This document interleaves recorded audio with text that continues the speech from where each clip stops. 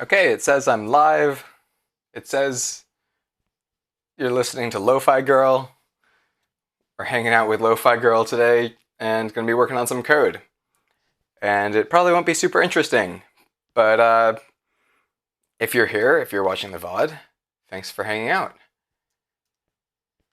Happy that you're part of this community. You might want to check out some of the other content on YouTube, for example, where there's better content according to the bot. The bot's a little sassy, right? Like if I do web, it says, "Oh, does the website exist yet?" No, it actually doesn't exist yet. We'll do that a different day, but that's where the URL of the website will be if you want to get more content. I think there's a GitHub command as well where you can see the code, but all the good stuff is mostly on YouTube, here on Twitch, and on GitHub. And I'm also going to create a VODs channel so that way all of these Twitch shenanigans are archived. And that's it. I don't expect many people to show up in chat, but if anyone does pull up, please say hi, because it's always fun to hang out with you. So I'm going to get into the code a little bit. Have I done all of the plugs? Have I plugged all of the things that I need to plug? Oh, there's also Twitter. I'm on Twitter all the time. So feel free to DM me. Oh, there's also a Discord that is pretty empty, but you can find it. It's linked on the Twitch page. I don't have the Discord command yet for Discord because no one's in it. I'm in it if you want to come say hi, and if you want, eventually once we get a community going in Twitch, I can do kind of more personal streams directly to people in Twitch, in Discord. But for now, it's plenty personal here on Twitch because there's so few people stopping in. I don't always tweet about when I go live, but today I did tweet. I made a tweet letting people know that they can stop into the stream. And let's see if I can see my channel thing. Okay, good. So 130 followers. That's more followers, but no one viewing yet because I just started streaming. And yeah, it's going to be a little bit more fun for me when I get into the code and get productive. So let's see. Here's my main screen. I'm not even in the code base yet. So I would cd into codes Z. This is where I keep all the code. And I'm going to open up VS Code. And we'll see where I was. Let's see what my working directory says. I have a bad habit of not committing very much when I'm on stream. I don't know why all of these... Oh yeah, so yeah, in the previous stream I had fixed some favicon issues. So anyways, I'll just kind of commit this stuff. I might do a little bit of cleanup. I'm just going to comment out this part right here, because that's code that I had not finished writing. So I'm going to close this, and then I'm opening up demo server, because demo server had some stuff in it that I don't care too much about. Oh, here, look, I was talking about robot shit with my friend last night. I was demoing the ability to kind of have a live updating state, which is connected via WebSockets. But that's a low-level capability. And today, I want to work on the authentication system. That's what it's promised. That's what it says on the title of the stream. That's what I want to make some progress on today. It'd be cool if we could get password authentication. And of course, we need to make progress on the web front end for the whole auth system. Previously on Twitch, I think one of the first streams, the very first stream I did, I was working on the back end of the authentication system and the ability to log in or to have your own username and to change your own username once you've been signed in. I've got to test that again. It's been a while since I've even looked at that code, so I need to go and make sure the username code is working as expected. But yeah, this code isn't too bad. I'm just going to rename robot shit to robot. value, because got to clean this up for the kiddos watching. I don't know. It feels weird to commit swear words, even though no one actually gives a shit. Okay, so here's a bunch of this is progress that we made on the web app progress, and I can demo now that the web app is like running. Like this next app is a functional app, but you gotta love the really terse commit message with like a bunch of changes all mixed up in there. But you know, I gotta move on to the good stuff. You know, sometimes you just gotta save your progress and not spend too much time worrying about it. Okay, so like I had streamed maybe yesterday, day before, and I hadn't even published all of those changes that I made in that stream. Typical, very funny. So we can do yarn dev, yarn workspace. We need to specify which thing we're starting, right?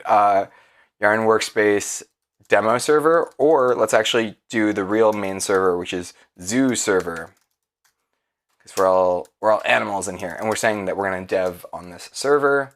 Okay, it started up on 3888. Now we're going to do yarn workspace zoo web, and for now let's just focus on the web experience, and for once let's let the mobile app slip in features. Oh, and I'm also remembering why I didn't want to commit all of that code is because I did cause some regressions in the mobile app while I was making all of this amazing progress on the web front end. So it isn't that typical. You know, it's 1 step forward, 2 steps back. Two steps forward, 1 step back. I'm gonna hope that it's I'm gonna take the optimistic view on that, and we're gonna dev the next app that's gonna talk to this other server that we've started up. So the next app is talking on 3000, and I'll bet you it's not going to work. But I'll open this up by double-clicking. You can hold the Command key and double-click on Mac to open a link that's in your terminal. And yeah, it's like got the spinner. And the spinner, it's not going to load. The reason it won't load, it's kind of, I've done this so many times I know exactly where this file is. But the problem here is that the next app is looking at the wrong host. So I changed the local host, and then we're going to go over to the next app, and it's talking to our server. And our server is exposing different things, arbitrary different things to the front end. This state thing, which isn't properly loading on the front end, but we want to worry about authentication and the ability to log in. Because on the mobile app, we can log in. And just for shits and giggles, I'm going to open up the mobile app as well. Yarn Workspace, Zoo Mobile. So we've started Zoo Server, Zoo Web, and Zoo Mobile. So like the 3 main applications that kind of make this thing tick. Dev. I think it's dev. Let's just try dev. It's Yarn Zoo Mobile start, because this is the React Native app. So start is just the different command that's used inside of there. Blah, blah, blah. Okay. Expo launches up its thing here in Chrome. And we can go back. Oh, wait, main thing we wanted to load up was the simulator. So I'm going to open up the iOS simulator. And this is what it looks like on like the beginning of the workday when I'm kind of spinning everything up and getting going on the project. So it's a very real world example.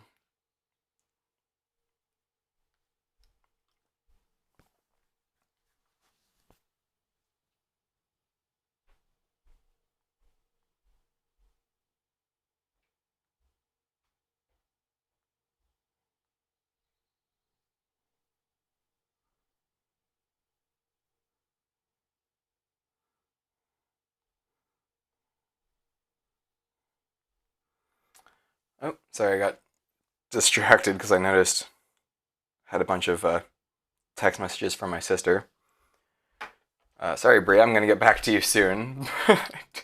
trying to code on this right now. I'm trying to focus up. We're going to start up this mobile app, and it's going to load everything from the dev server that we just spun up. And it should present a pretty similar user interface to what we're seeing here on mobile, or on web, inside of the next app. So ignore the demo server. The demo server is off right now. Auth server is exposing the same thing. So if we tap on Auth, it's actually giving us the same exact UI and logic here. And for starters, I want to make it so that you can actually log in on web. And I've tested actually so that this email form works. You can type in the email address and it sends the email. And it comes back to get session, or to set session. So let's take a look at where that's called.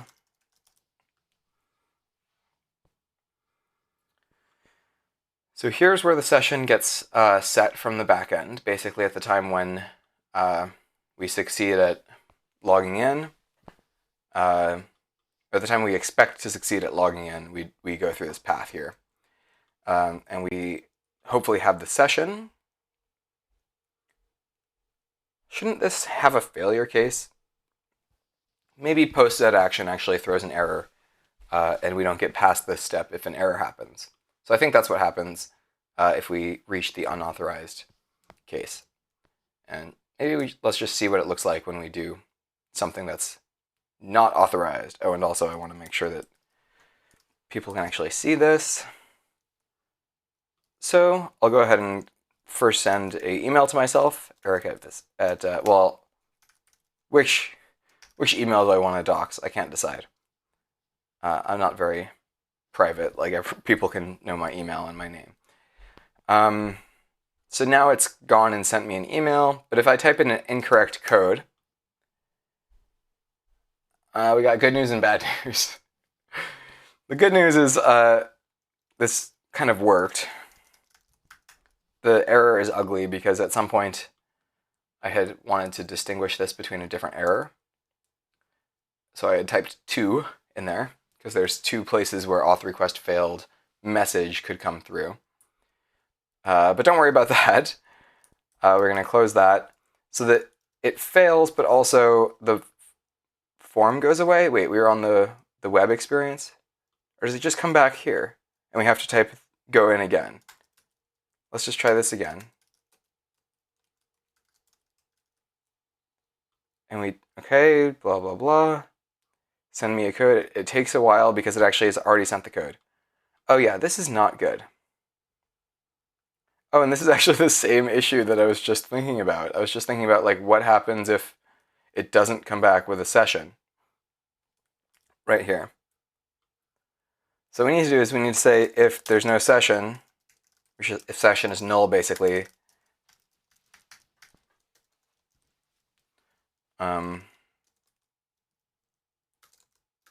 fail to authenticate. We should provide a better message here, but this is just kind of being an example. Okay, so you type in the code and you hit login. It says network error. And oh, I think network error actually was a successful error on the back end. No? No, no, no, no. Illegal? Okay, so sometimes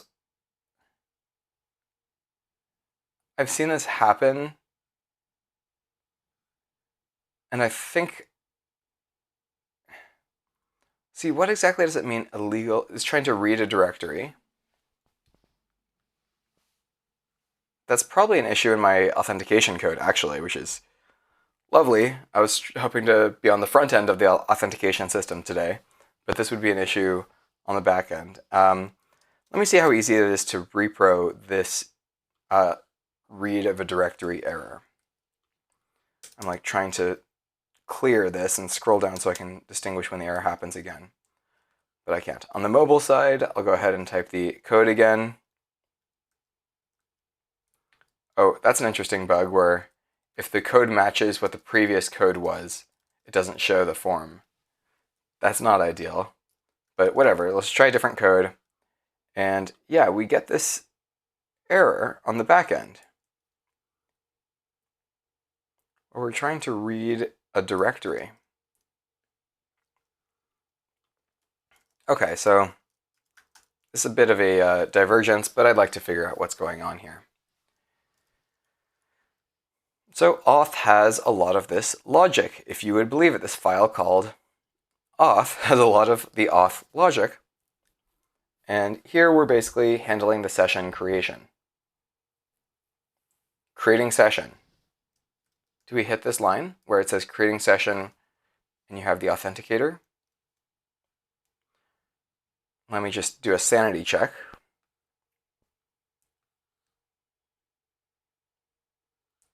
Because what we're doing here is we're coming back when there is a valid authentication, but the code doesn't match. And I need to think about what's actually happening here in this code. So by the time we get here, we're confident that they are allowed to create a session, and we go about starting to create their session. I'm also going to check the actual strategy here, the auth strategy, which is the message auth strategy. I think it might be logic in here, actually. Right, so this is what I expect we are hitting. Request token does not match, but we're not actually reaching this, I don't think. Yeah, we're not reaching that spot in the code, but this is what I would expect, how I would expect it to fail. So who knows, maybe my expectations are being broken, but it's not terribly broken, but there is this error that we're seeing. And for some reason, the stack is null.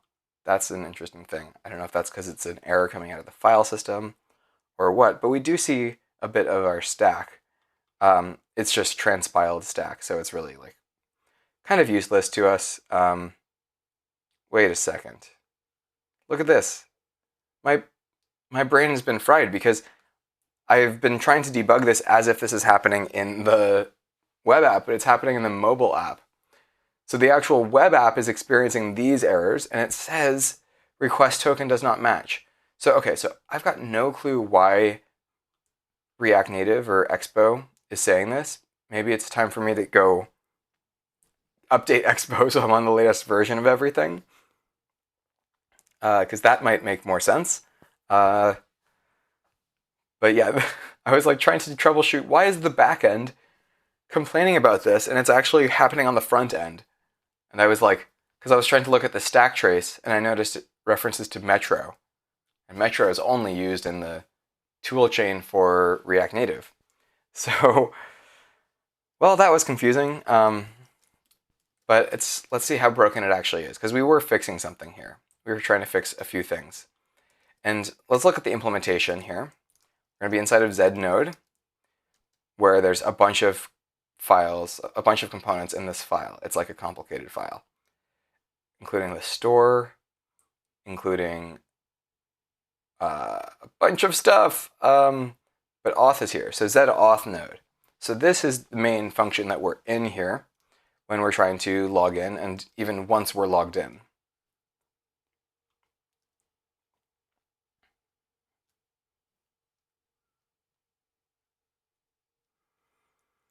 Okay, yeah, so this is interesting. We're basically like rendering this node, and we are like rendering the logged in content if we think that you're trying to log in or access the logged in content. And this might not actually still work. You might not actually be logged in, but we think you're logged in because you have a session, and we know that you're looking at a section of user interface that is within the authenticated section. That's what we're doing with this path starts with check. We're trying to see if the path that you are accessing actually corresponds to the path in your current session. And if so, this is the component that's actually going to give you the logged in content.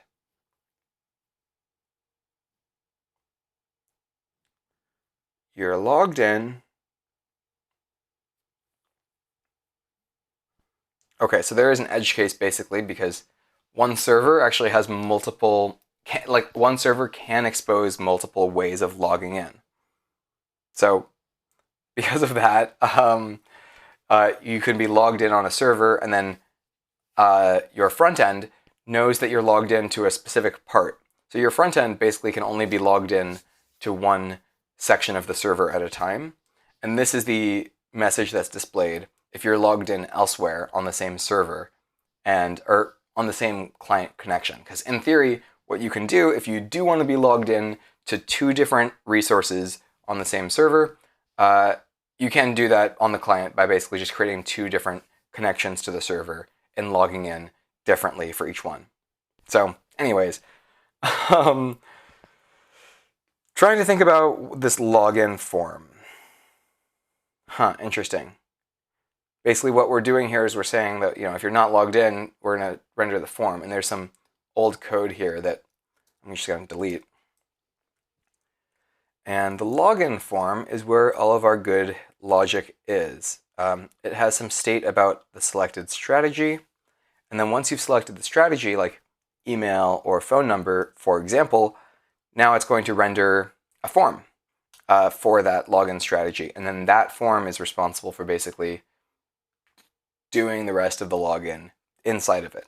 So login strategy form is the thing that really has the good stuff. Because in its state, it is keeping track of what is your email address or phone number, whatever your address is for this, and also the token.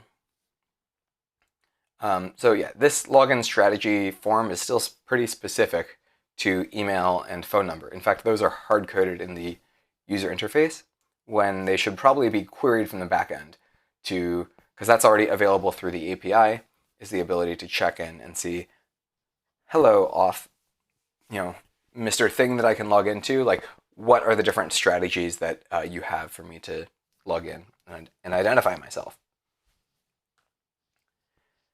So the JSON schema editor is this generic form that we're using for the login form. And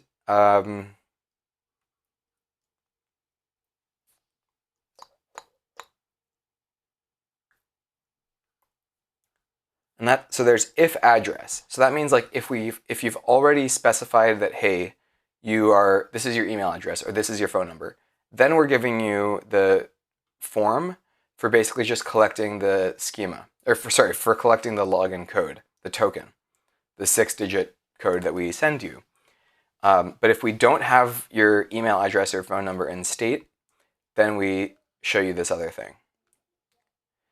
So, okay, I think here, one of the things here when we say failed to authenticate, and maybe we even want to, for this reason, we want to put this in a try. I'll say dot catch. Well, we can either do a dot catch. Okay, whatever. We're just gonna have to copy and paste this logic. But if there's no session, like if you fail to log in, we want to clear the code, clear this token, because we just had set the token. So we're going to now set token back to an empty string, because basically this code has failed you. This code has failed you.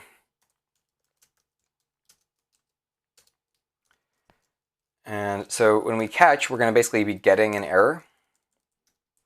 And we still want to throw the error, the same error that we're getting through the failure of the action. But we still do also want to have this behavior where we clear the token. Okay, so maybe that will improve this user interface glitch that we had where, like right now, we're experiencing the glitch where like the ability to send the code is only there if it doesn't match the previous code, right? Okay, that's so jank. Okay, so I'm going to refresh the React Native app, and hopefully we'll be in a better position there. Email, because I don't want to dox my phone number, but eric@zerve.app, feel free to email me there. Send me the code. I don't know if it actually sent me the code, but probably it did. I have every belief that it did work. So now so now this, no matter what we type here, if I type 123 and press login, it fails. It kind of comes and says there's a failure. These buttons shouldn't go away. So why are those buttons not there?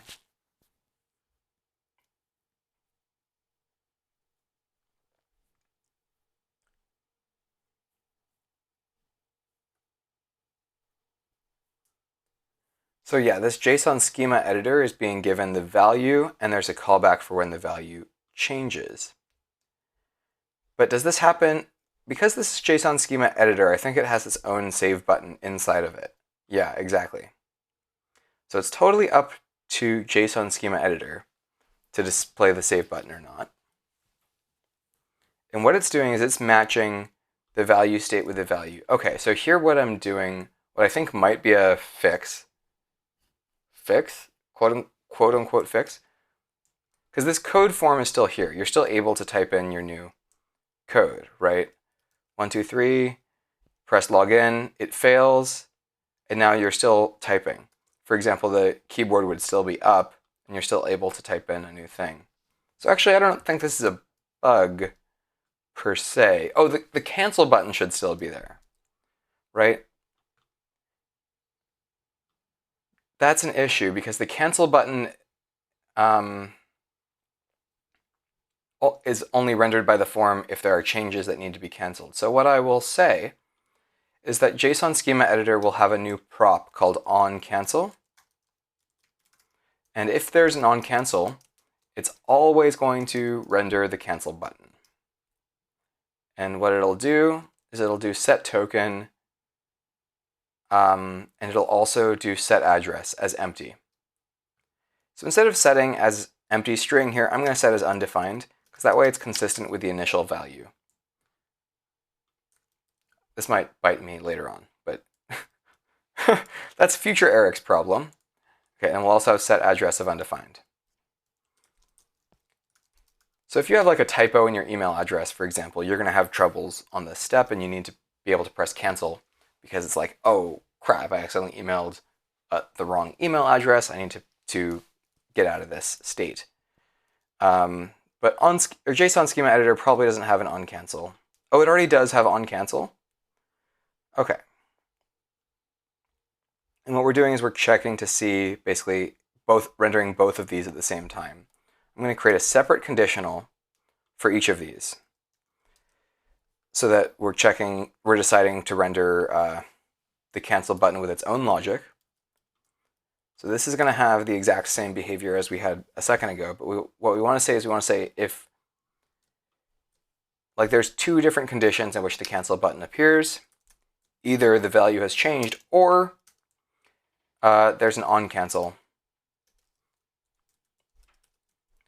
And I don't know how many parentheses around this are necessary, but I'm just prettier polite enough to remove all of the parentheses that I don't actually need.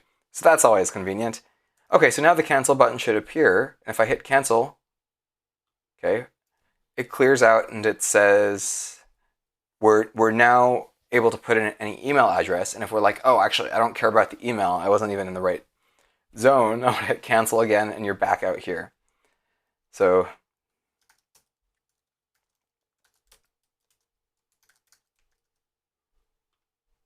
we also need to make this look better. That's going to be relevant, I think. Okay, so time to actually check my email. See what codes have been sent. I need some codes. So it emailed me like 20 minutes ago. And so every time it says that, oh yes, we've emailed Eric again, it actually just kind of waits a little bit. It's like, wait a second, we're going to pretend to be emailing Eric, but we've already emailed Eric a valid code that hasn't been used. So HSLJC2 is the code. I think this is going to work. I'm just wasting a code here. So I'll click login. Or hey, maybe I'll do this on the website. Because all the same stuff that we've just been testing and fixing, maybe. Did we fix anything? all of that should be over here as well. So I'm just going to hit refresh because all the same code is running. I say I want an email address. Here's the email. And I already have the code basically in my clipboard. Here it's pretending to send an email. It didn't actually send anything again. Here's the code.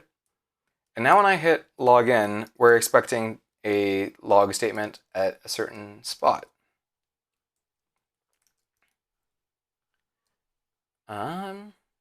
We're going to reach set session. So I think we did fix some things.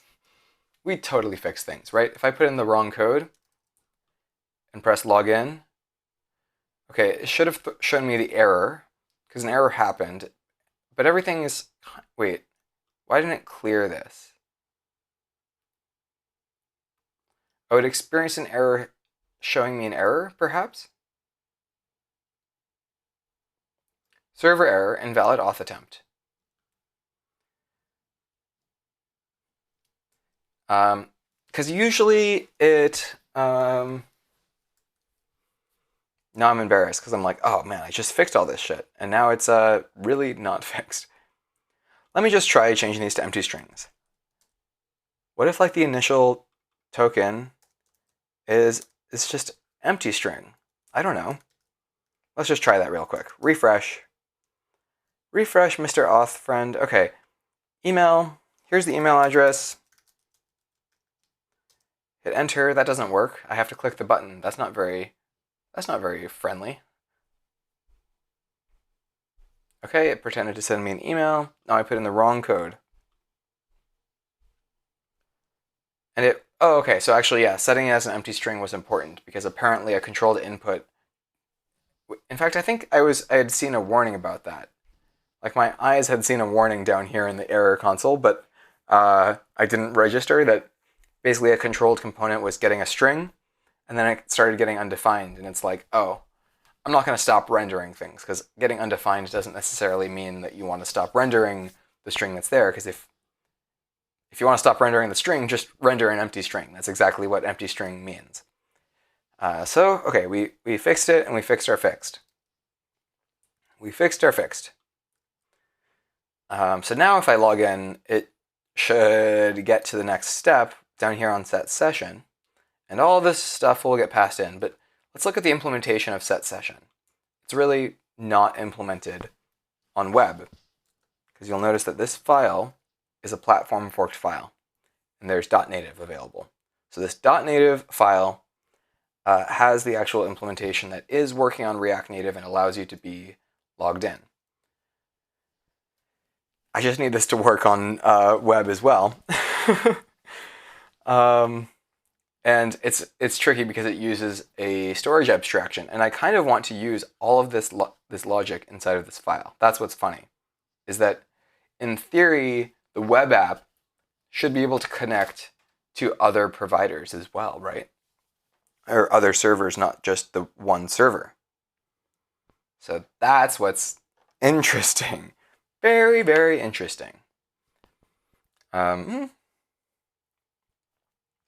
I've, like, at the end of the last stream, I was just like left like trying to decide, do I create all this platform forked logic in connection storage, or do I create a web implementation of create native storage?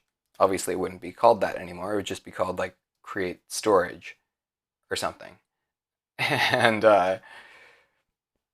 on web, it would build upon like local storage or whatever is available. You know, maybe IndexedDB, whatever people, you know, feel is appropriate. And on native, it's going to build upon the storage module that we're already using here inside of Create Native Storage, which is called React Native MMKV, which is a really fast and easy to use, but also very simple storage mechanism on React Native. And so a lot of the stuff in this file actually probably doesn't need to be implemented, because I see references to doc and block, and these are not really here. They're not really in the right abstraction. In fact, I can just delete these types because they're misleading. So I think it makes sense to go and implement storage in a web-friendly way. So I need to figure out what module I'll put this in, because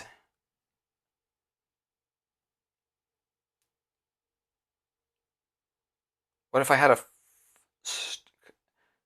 because like this native module is only consumed in React Native. Here we have a type, and then here we have another thing where we're kind of asking TypeScript to infer the type of native storage module, which is this whole thing that we're defining down here, and all of these functions that we're creating, defining all of these functions to access storage, and then we're returning all of these functions. So that's what create native storage does. And so this is not, this is only going to work on React Native, right? I think we've had troubles trying to, let's just see what happens if we import React Native mmkv on web. Probably bad things. Let's open up the connection storage file. I'm allowed to import async storage, but here, let's just try on web. Maybe actually they have a web implementation. It's just there is an issue with it in the way that it's being used. Okay, this is importing mmkv configuration. Okay, let me just try doing the bold thing. What is the bold thing? The bold thing is just importing native storage, right? Which is exactly like why I felt like I had to fork this file. And we'll see what it says. Maybe there's a way to get the actual native storage to work and I won't have to write so much code. I don't want to write all that code. Screw that. That sounds terrible. Reload the mobile app, reload the web app. What was I even checking? I was checking that the web app just doesn't explode, right? Isn't that convenient? The web app doesn't explode.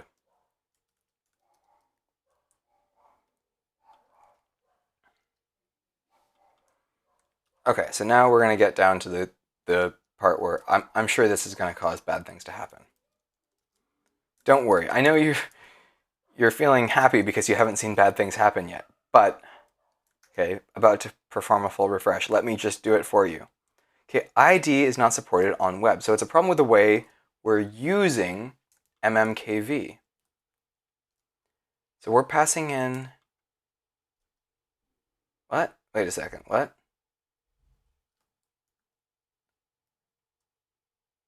Oh, ID. So I can just do create native storage. And I don't know why it's not passing TypeScript anymore. Oh, was it required?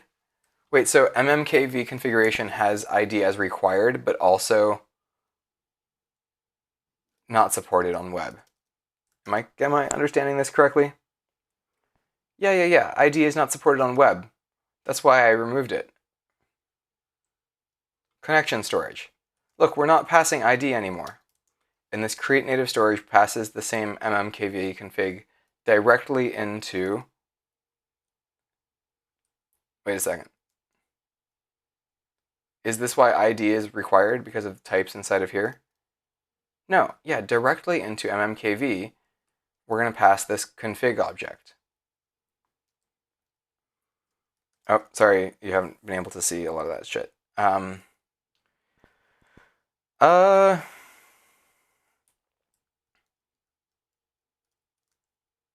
Okay, so if I comment this out, it won't have a problem. No problem. If I comment it back in, it's going to be complaining saying that I'm setting the ID, but I'm not setting the ID. Okay, so I don't trust mmkv anymore. That's fine. That's okay. It's a little awkward that on web we're just like happily importing all this code that's inside of native. But I don't think bad things actually start happening until we're starting to actually use the storage. And it's funny that even this storage module, this quote-unquote create native storage, it is also building upon another like layer of abstraction that I have in this code base for no reason.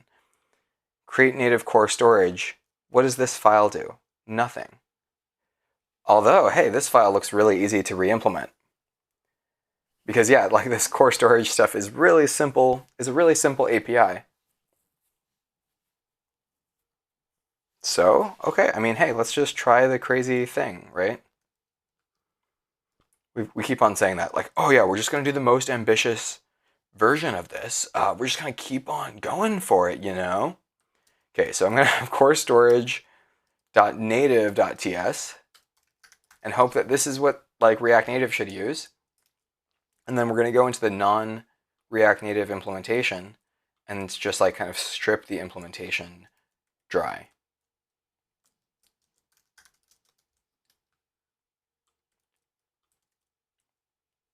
So now this is like an empty implementation. We're not even going to import mmkv anymore.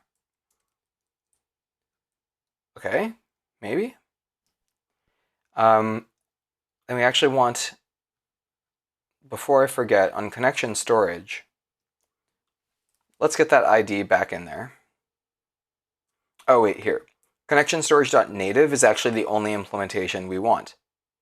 So I'm going to copy all of this into the other implementation. For now, we'll just leave both files. It doesn't actually matter. But just because I want to make sure that this works on web on top of all this different storage code that we're trying to replace.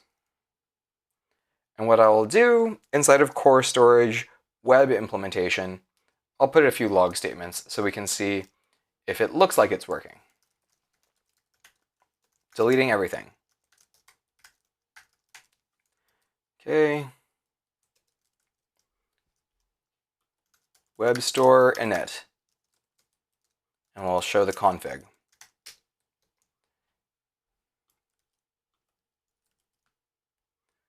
Okay, maybe I'll just return undefined, because that's a kinder thing to do rather than returning an object which might break other parts of the code.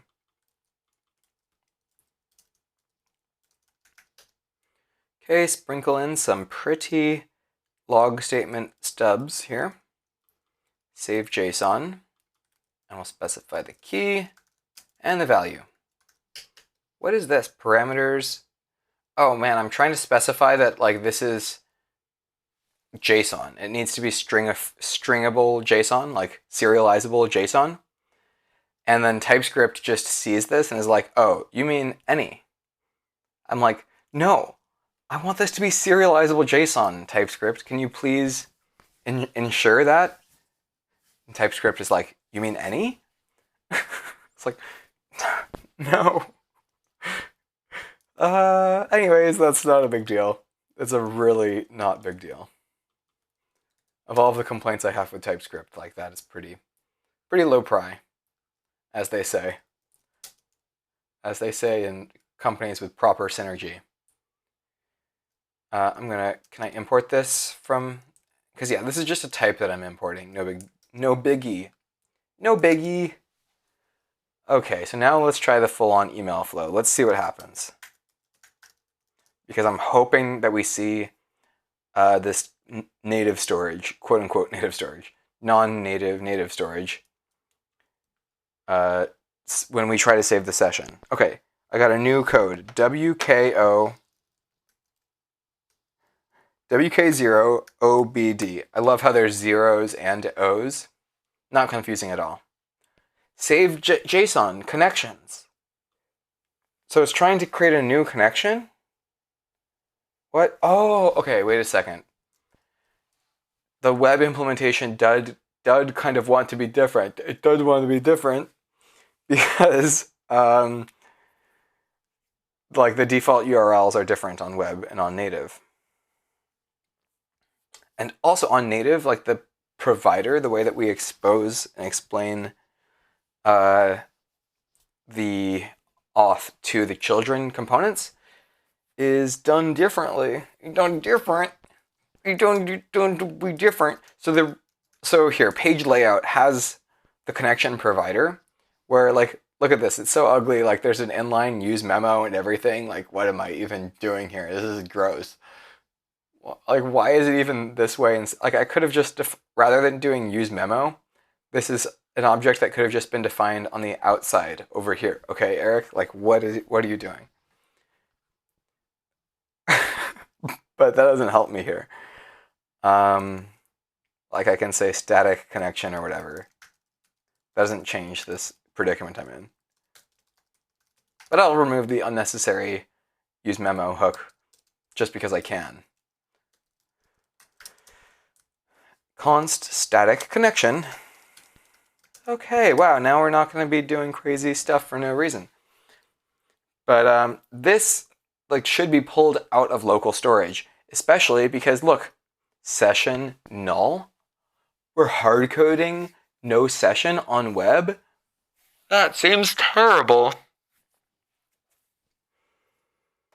And this has also been a pain point for me because I'm developing the web app, and the web app can talk to several different APIs. And I have to come into this file and change this URL every time I want to, connect to a different port where my server is running. So isn't that interesting? Let's take a look at the other. Who else? Wait, why is this not passing type safety?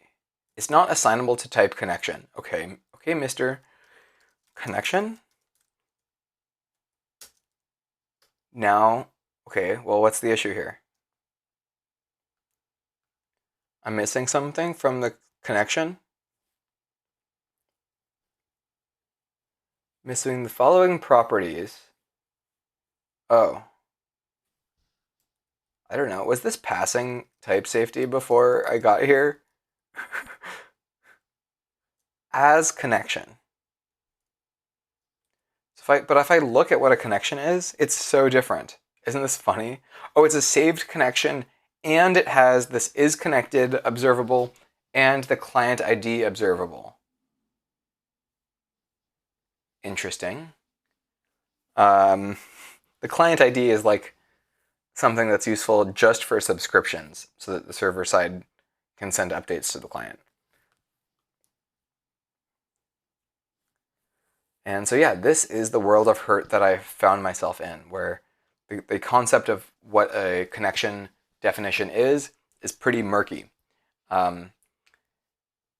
Connection provider, according to the type here, it's providing something that we're not actually giving it. But most of the time, this is all you need from it, is you just need the URL.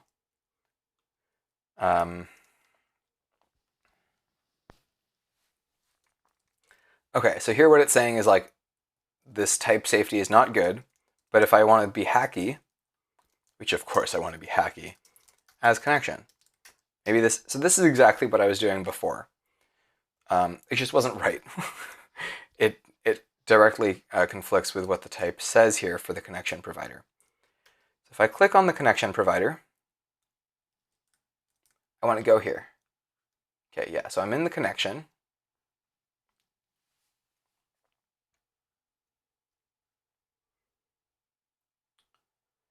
So there needs to be some way that I can convert the stored connection to the actual connection. Because look, if we look at the definition here, the type, the saved connection, we're looking at the type of the actual connection, the actual thing that's supposed to be available in your client.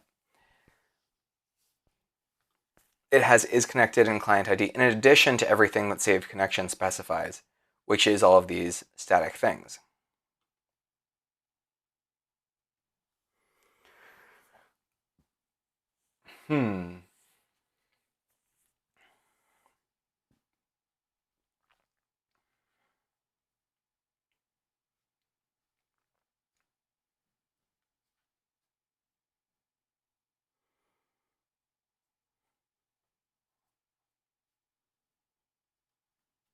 Okay, I'm going to take 2 or 5 minutes, deal with some personal stuff, and then we get to jump back into it. In the meantime, enjoy Lo-Fi Girl. What if I just say be right back? Be right back. And also bring on Lo-Fi Girl.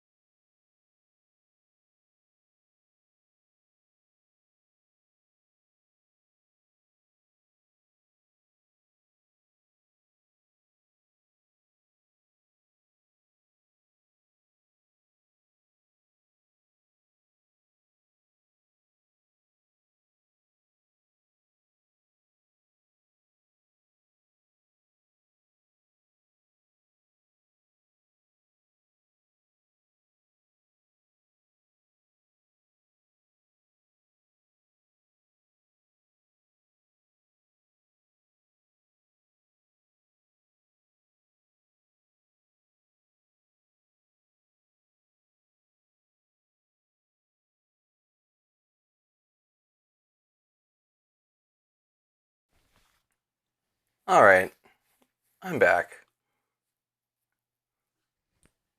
Shout out to my one viewer. Thanks for being here. Are you also impressed by how Lo-Fi Girl, focuses so hard? She's DJing, but you don't even see her DJing. She's just, telepathically sending her vibes our way.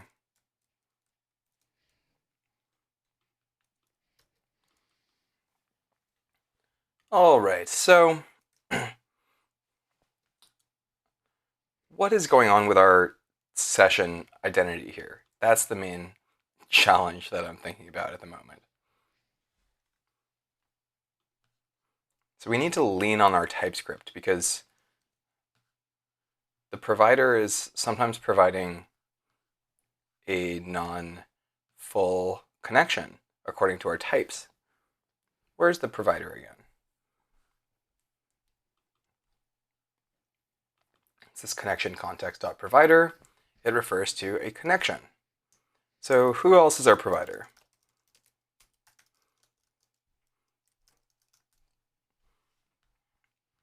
Oh wow, it looks like every screen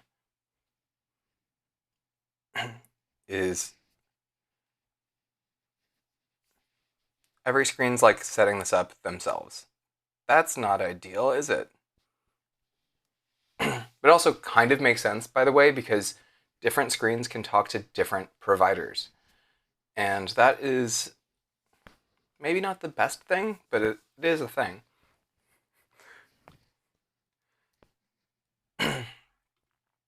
Use saved connection returns null or a saved connection, and the connection provider expects, so look, we have the same type error here on the native app. Everywhere, I bet. Type error, type error. And what about here? It's doing the same thing, where it's basically trying to find the saved connection. And here it's not happy.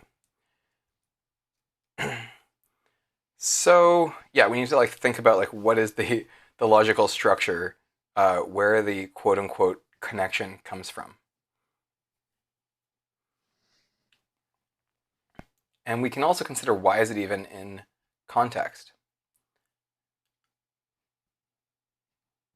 Or is it always in context?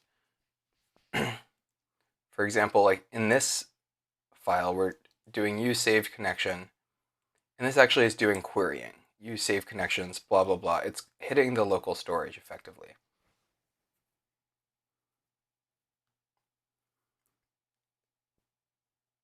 And do we want to hit the local storage for every screen? Maybe not. I guess the main question is, what happens if you have one screen that's trying to talk to one connection and another screen that's trying to talk to another connection? And the best example, of course, is the home screen of the native app. I can show it to you. This is it. We've got one connection up top, another connection down here, and they each need to be presenting their own things. If I go and start the demo server, dev. Once the demo server starts up, the mobile app should, connect. If I hit refresh, maybe. Yeah, I don't know why it's not turning green. There's a separate thing that's checking for the connection status there. And it's on a timer, so it probably would have turned green eventually. Or it did turn green eventually. But anyways, these are separate servers, but it's the same component here. Now for this component, let's just see if it's grabbing the connection from the context, because I'm guessing it is, and what we're doing is providing a different context for this top section as for the bottom section. So home screen, the legendary component. It's not as much of a mess as it once was. So yeah, for each connection, here's what we're doing. And what we're doing is we're querying for all of the connections that we have in our local storage. Makes perfect sense. So for each connection, we're doing this connection provider. So it might be easier to make it so that this connection provider takes in a stored connection and it provides the real connection.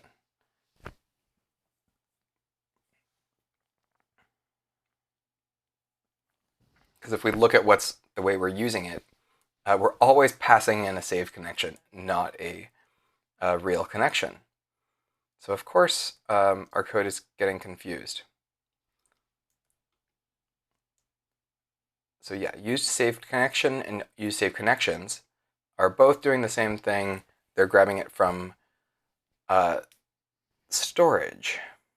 But then use connection just grabs from context.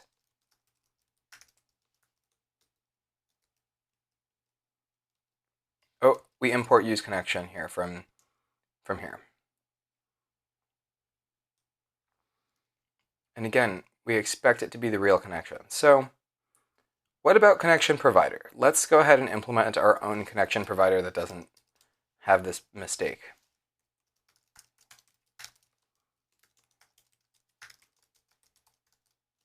So it's going to be given the children and the saved connection, right?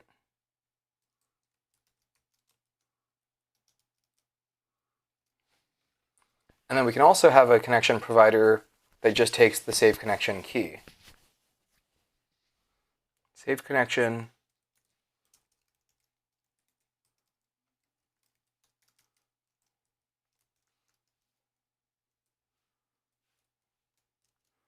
Okay, what if I just put it all in the same function, in the same... It's a little bit overloaded, but it's not that big of a deal.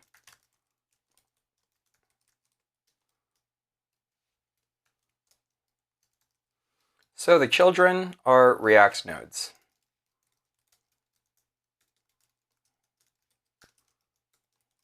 Well, the children is a React node. Saved connection. Let's use the full word, because we'll have autocomplete at our disposal. Saved connection is either null or a saved connection. And it's also a optional property, because you can alternatively provide the connection key. No, let's use a different... I take it back. Because we're going to use different hooks, and I don't want to have like logic around what hook to use, we're going to force you to use a different component. So I take it back.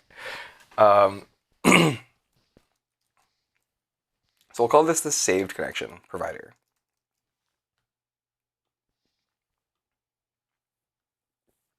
And we'll have a different one called connection key provider.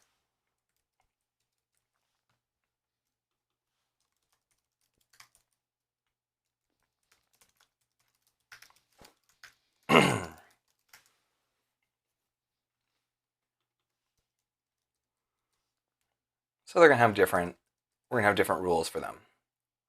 So you'll always provide the saved connection, and it will be null or the saved connection. And when you're using connection key, you will always provide it, and it will be null or the string of the connection key that you want to use. And in both cases, we're going to need to provide a real connection. And I don't know how to go from a stored connection to a real connection, but that's part of the problem here. I sure should know that. If I don't understand this, like, there's not anyone else who's gonna come through as like the hero and saving the day, gonna help me understand it. No, I've got to understand the darn code.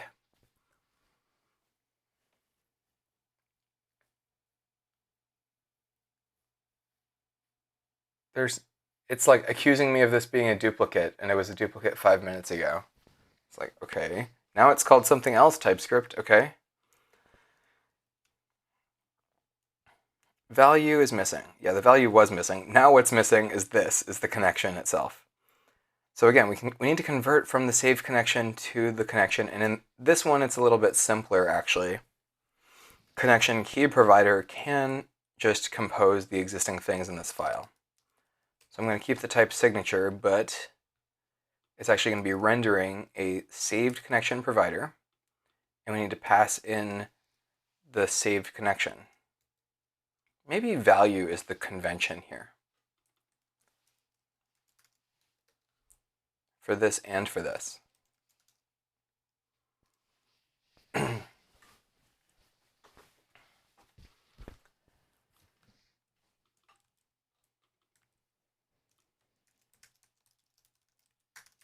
So now we need to get the saved connection from somewhere. And we have the key, so we can use saved connection.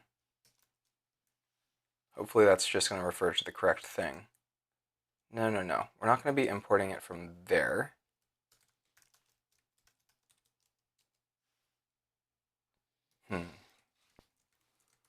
Don't I? Okay, so now I'm getting things confused because there's different modules. Okay, so this is important. So part of the complexity that was already here, and part of the reason this complexity was here, was because there are different modules that are used in different cases. So this is connection storage, which is part of the application itself, part of the zoo application, codename zoo. What a bad code name. But then this is part of Zerve query, which is like a standalone package that should be usable by anyone who wants to like query against a Zerve server. So that's why used save connection is not available here, and it shouldn't be available here.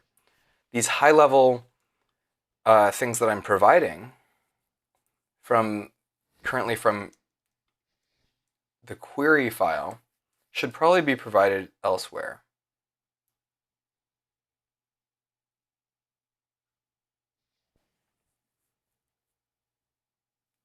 Connection provider is defined here, but is connection provider also defined here or something? What's going on?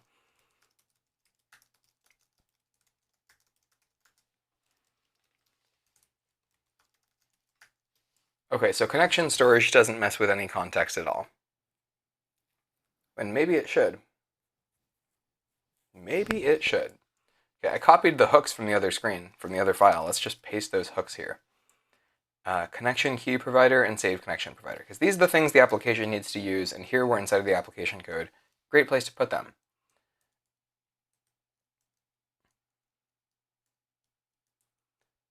But everywhere in our application, we use connection.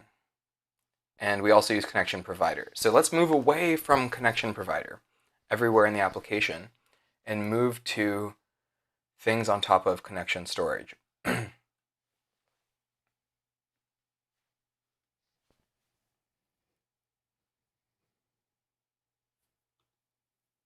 Okay, because all throughout our application we have connection provider.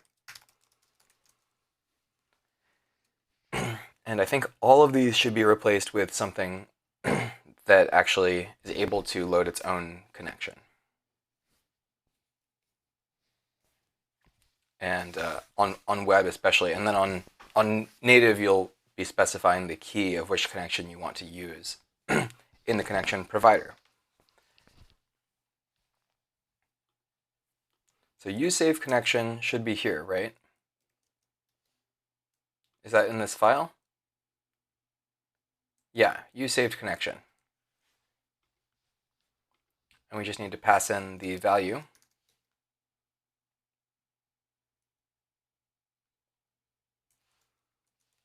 So now saved connection. Okay, and let's import React node here. Get our type safety going. Oh, come on. I can never think of the React children type.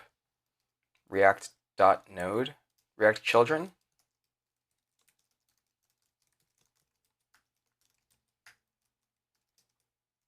Okay, I don't know why auto import didn't let me access that type in that way, but that's okay.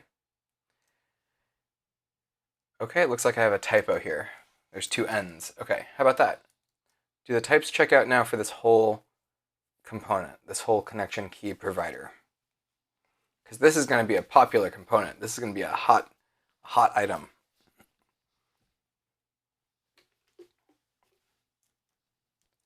Yay, the types check out. Okay, so now we need to move on to this one, which is really more complicated and confusing.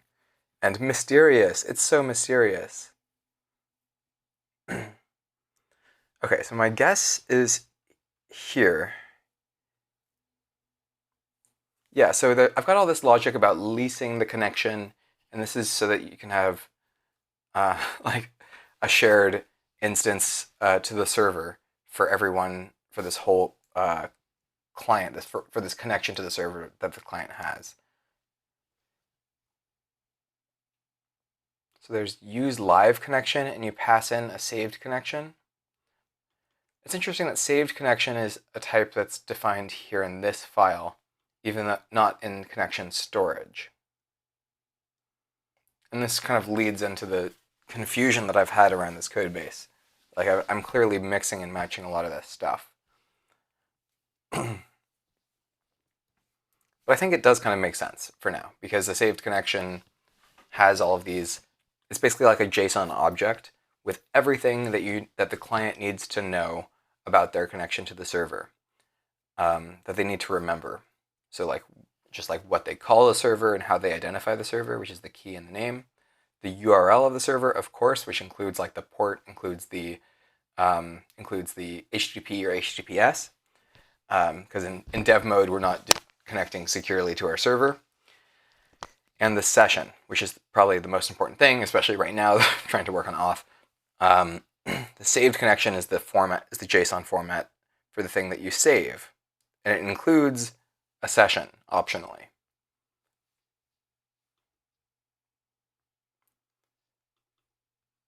So where does this connection come from? Start connection, because like there's a lot of this code is being used, and I'm wondering how is this currently being used. So who's calling lease connection? Okay, so it's only users of use live connection right now. And when you call lease connection, what do you provide?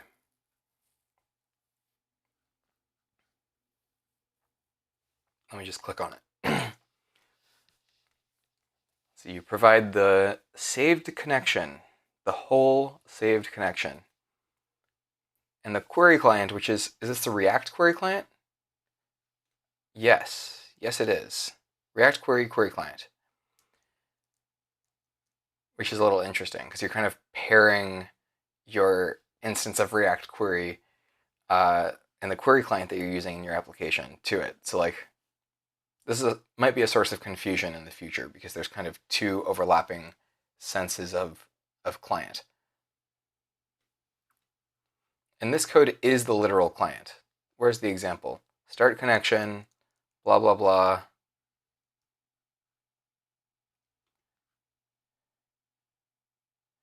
So yeah, lease connection effectively is maintaining the clients. And it's saying like, okay, these connections are no longer needed when this component goes out of scope. So that's what's important here about this file is super confusing, and I'm not the most proud of it, but there is some cool stuff going on in here. It's just not super like mature and documented and any of that. So use live connection. This is the thing that's actually used elsewhere. Is there any other exports here? There's probably a bunch of exports. We're exporting a bunch of types. We're exporting the actual connection provider, which is used everywhere. And we're exporting use connection, which is a big one, because everyone's using this in order to understand like what URL to be talking to for their spot in the application. That's what all the components are using. And of course, yeah, we also export the actual things that you do against the server, like getting and posting. That kind of makes sense to be part of the connection file. And you pass in the context of a saved connection, not an actual connection. But everywhere where we're doing things like server get, let's see, in this case, it's referred to as a saved connection, because most of these server actions do not require an actual connection to the server. So that's why this connection is kind of confusing. Start connection and lease connection are used just inside of use live connection. And use live connections probably only used once. Oh, it's used a few places.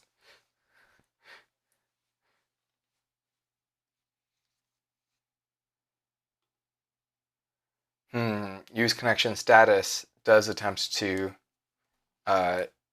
use WebSockets, it looks like. So that's this green icon. This is use connection status.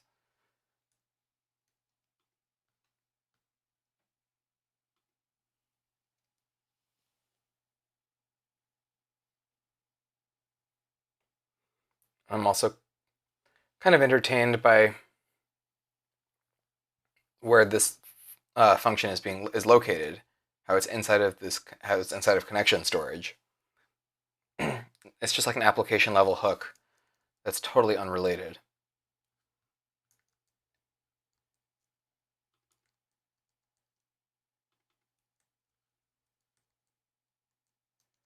It's so unrelated. Like all of these things are being exported directly. I'm just going to remove this file because this is a platform forked file. Not a very effectively platform forked file because I've literally had copied and pasted the whole thing. It's so confusing. I'm in such a mess. But I'll create a separate thing here for connection status.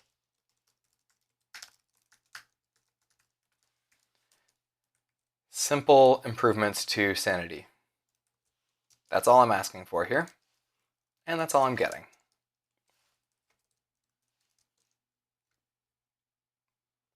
I'm asking VS Code to do all these auto imports. Can we get like some type check? Don't give me this type instantiation is excessively deep and possibly infinite. I fucking had it with you. Alright, this is types are passing. Because the types were passing over here in this file, so clearly there's nothing wrong. Clearly. So, is connected. That's an interesting concept, because maybe that means whether or not you think you can currently reach the server, and whether or not you currently think you're online. Or maybe is connected is like asking if you're currently connected via WebSockets, because there's a very specific definition for being connected there. You know, your socket connection is created, and then there's a little handshake process where the server gives you an identifier, and then when you make requests that involve WebSockets, you can say basically, oh hey, let me know via this identifier that you gave me when something changes. And that's kind of how the workflow works on WebSockets. But generally, like is connected, I'm afraid to search this in the application. How many? There's only a few is connected, but this is a very confusing concept, and I struggle with it. For example, like here, there's code that whoever's doing use connection query, which is everywhere in this file. What's happening here is that we're wrapping use query, and then we are also planning on refetching when we get reconnected to our server. And that's what should be happening here. But it's not working, is it? So, yeah. Don't know what to say about that. It's not entirely working. Last I checked. So we need to get our type, safety, and sanity under control here. What we need to do here, because we're calling the connection provider, but we don't actually have the connection. So we'll actually create the connection here by calling use memo. And that way we'll always have the same connection that we're creating right in line here. So we're going to literally create the connection. And one of the things that we're going to do is we're going to spread the saved connection. Oh, actually, this needs to be a full-on function rather than just an inline object. And we have a dependency array of use memo, which is basically the value of the saved connection. It's the only kind of input that we're getting here that matters.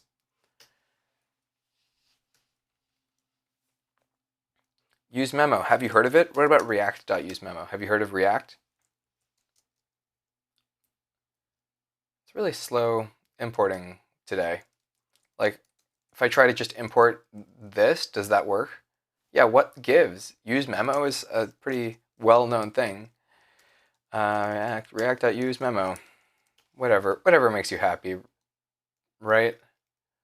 Is Zerve not, or is React not specified as a direct dependency of this app or something? Like, why is VS Code not picking up on that?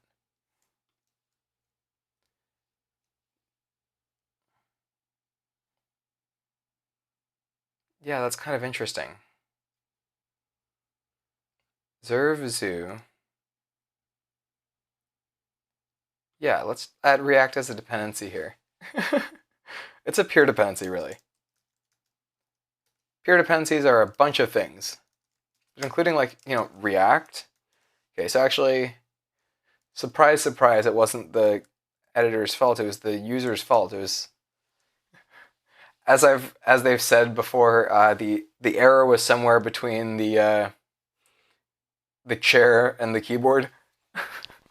We've isolated a problem to somewhere between the chair and the keyboard. It's really hard to figure out what happened beyond that.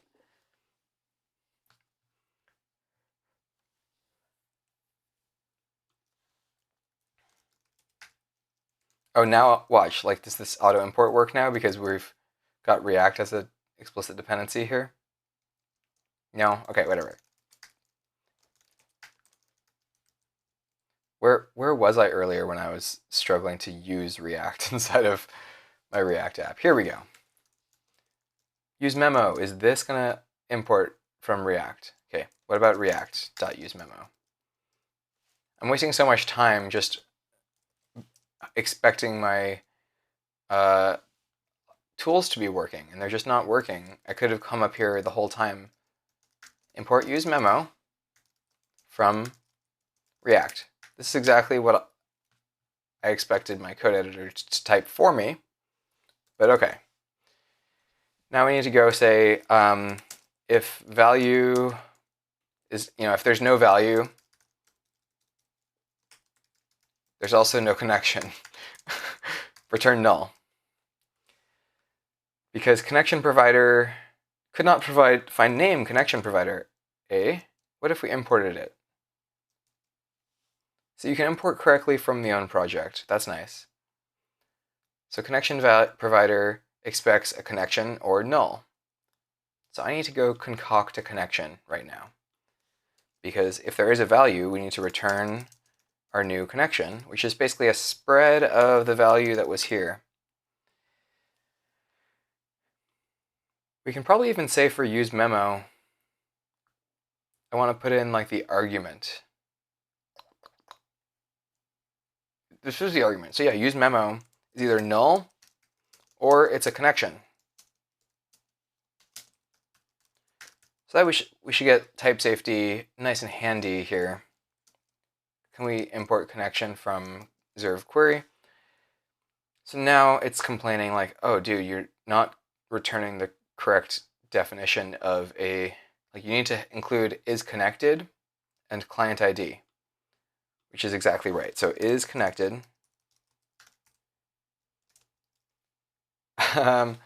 So now I need to figure out how this gets implemented.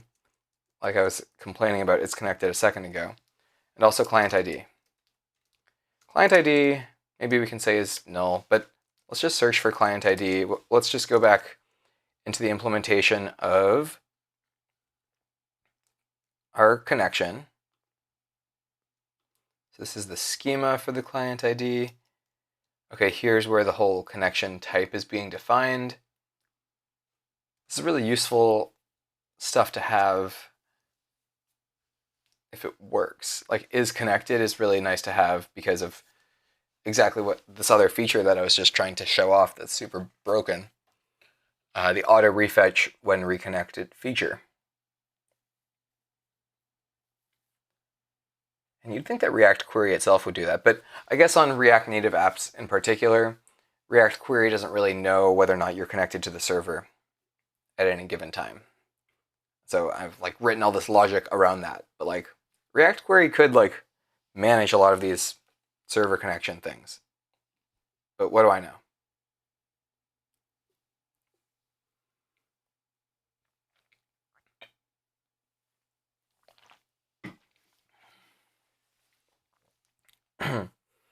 Okay. Making progress on getting the sanity in order here on connection management. Because I've certainly struggled with that, where the web app has like a single connection that's sort of baked in, and the React Native app manages its own independent suite of connections to the server. But that's not a great limitation. Like, let's make it so that the web app can log in to a bunch of different servers. Why not? I don't see why not.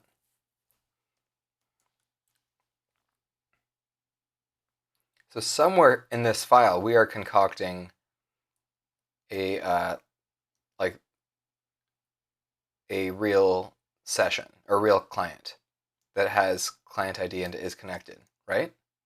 Yeah. So they're both considered Z states. So that's why we're saying create is a state and creates a state for each of them. So here inside of start connection, well,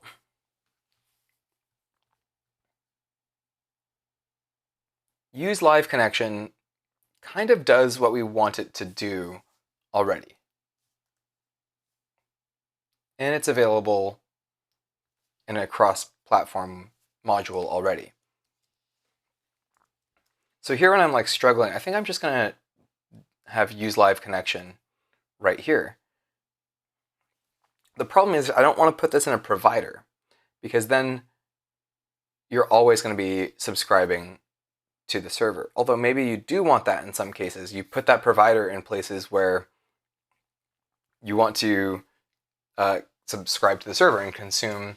Like basically you only have that on components where when that component is mounted, you want to be connected to the server and basically be getting frequent updates.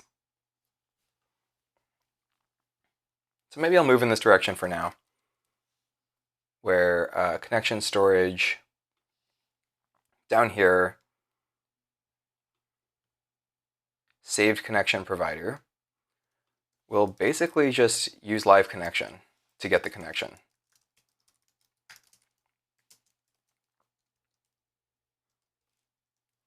And pass in the value, which is the saved connection. So what type safety errors do we have now? Nothing serious, really, so we just need to use live connection, return null instead of undefined. So the type is inferred, so if we literally just say or null, then TypeScript should know, yeah, the type error is fixed here.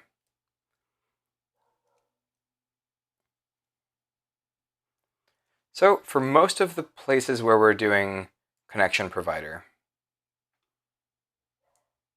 in fact, saved connection provider could entirely be implemented back inside of the connection module. So I'll do that. We're going to go back to the connection module and put it there, because there's no reason it shouldn't be here. It's already a TSX file. And then we just need to import it, because it should be exported through all of the technology.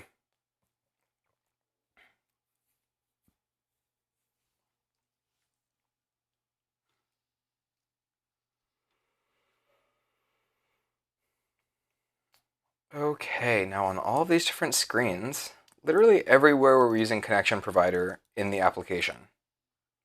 It's a few places. Sometimes we have access to the key, and sometimes we have access to the full-on connection because we're doing use saved connection. And that's all that would be happening here inside of the connection key provider.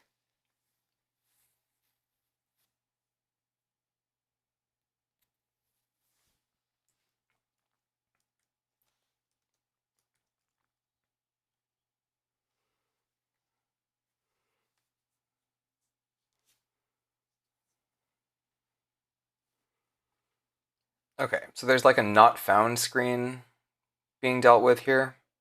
I don't know, I'm just going to try deleting it. So which is the connection screen, by the way?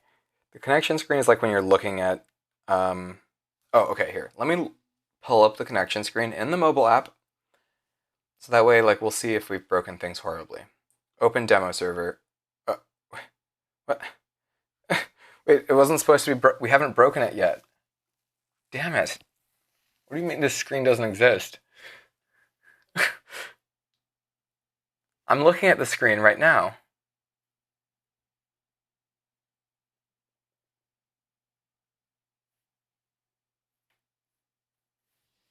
Not found screen? Okay, wait a second. Maybe this is what's happening. Maybe this is the path that we're going through. What if I just delete this? And then I go back and forward again. Go, open demo server. Okay, we're really hitting the not found screen through the navigation system. Not cool, man. It's totally not cool.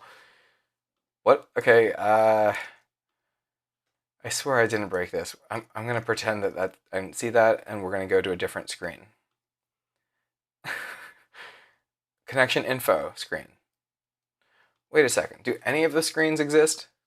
Let me ask another question.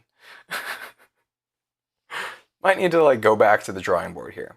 Does this screen exist? Does this screen exist? Does this screen exist?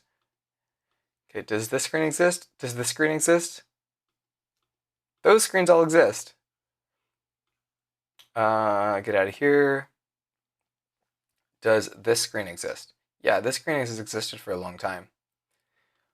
What about this? If we go into here and we say,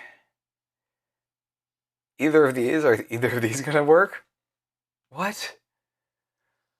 Dude, this is the screen that was broken.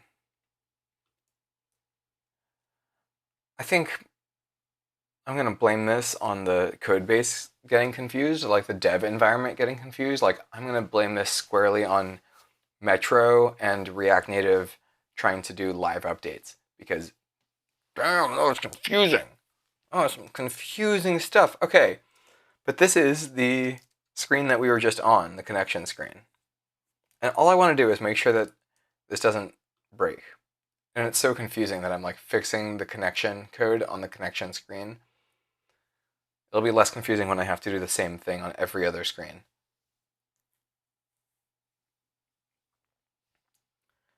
So what we need to do is, instead of this connection provider, we have this connection ID. Ooh, don't we want to use this ID? I think we do. We want to pass it into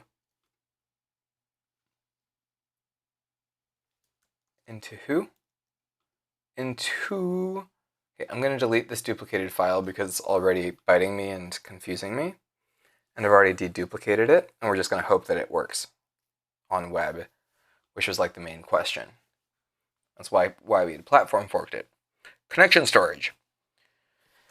It's the connection key provider. Save this file, close this file, and go back to the place where we were before.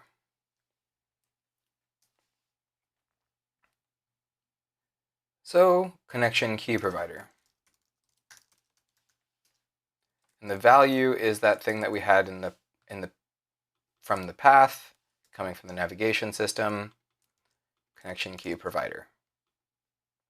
Okay, well, of course, this won't exist anymore, so I'm just going to delete it and pretend that it doesn't matter, because, hey, it probably doesn't. Okay, this is good feedback. It's complaining because we moved use connection status. This is valuable feedback. Like here, look, it's complaining that doesn't exist. So I'm going to delete it, and then elsewhere in the file where it's being used, I'll auto import it from the place where it is now. Like, wherever that is. One more.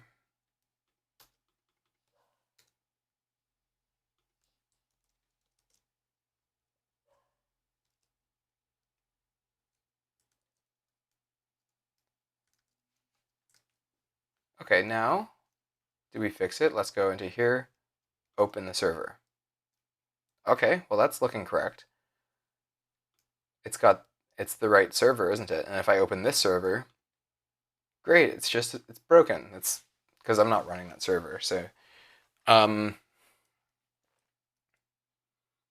cool. So what did I do on that screen I need to do everywhere? Connection screen. I'm just going to copy this connection key provider, and we're going to look at all of the connection providers.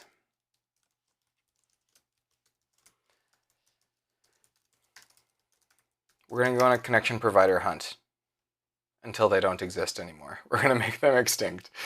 Well, endangered. There's only going to be one of them left. Oh, and in this case we have... Oh, wait, no, we're going to ignore this one. This is the web edge case. Because most of these screens are like screens that are currently in the React Native app. So yeah, it's got, there's a connection param in route. So I'll just grab it like this.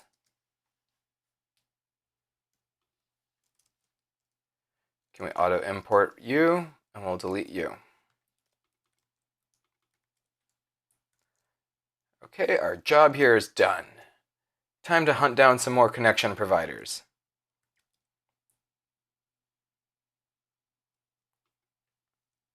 Oh, and here it's doing an inline hook.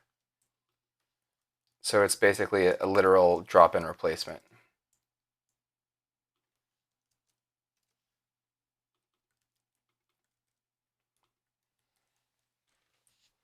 Okay. The only thing I'm messing up is I'm like probably leaving this import here. There's some imports that I should be cleaning up. I wish I didn't have to do all that by hand, but you know how it goes.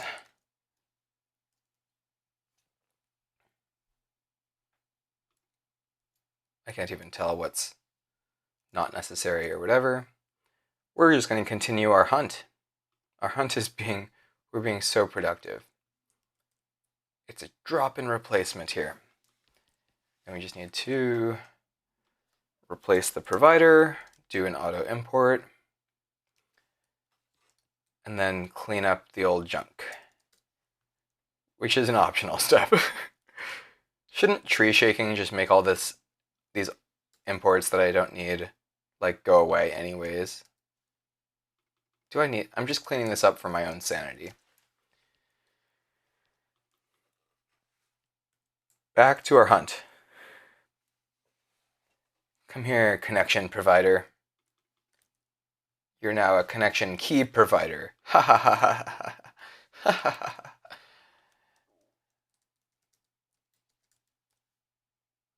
Okay, let's get you imported. Sometimes the fastest way to do things is to just do them. I mean, I've only got like 10 screens or whatever. So it's tedious, but someone's got to do all the dirty work around here. Okay, connection key provider.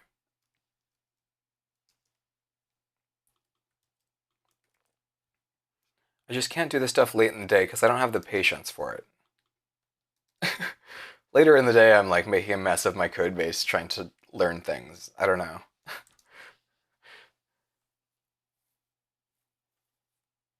See, look, our hunt is going well. There's only a few connection providers left, and we can leave 2 of them, I think. Like I said, it's going endangered, not extinct. Come on. What, you think I'm a monster? Okay, and this is a rare case because this actually doesn't... We have the full saved connection here, and we don't want to do anything else. So it's going to be a saved connection provider. Is that what it's called? Yeah. Yeah. Okay, and then I'm gonna leave that unfinished for a second because I need to come empty my clipboard over here. This one kind of feels like a weird case. Why is it having to do the connection? Like, for some reason, I'm not even doing use saved connection. I'm doing use saved connections, and I'm making it weird. I'm making it weird. Okay, so it's the connection key provider. And I can just provide the connection.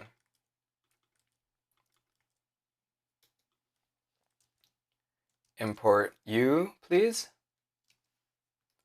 And delete all this junk, right? Like literally all of this stuff is just bad.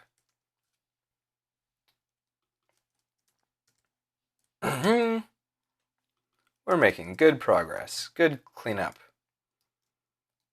It's kind of nice to know that the stuff actually makes sense at all, any sense.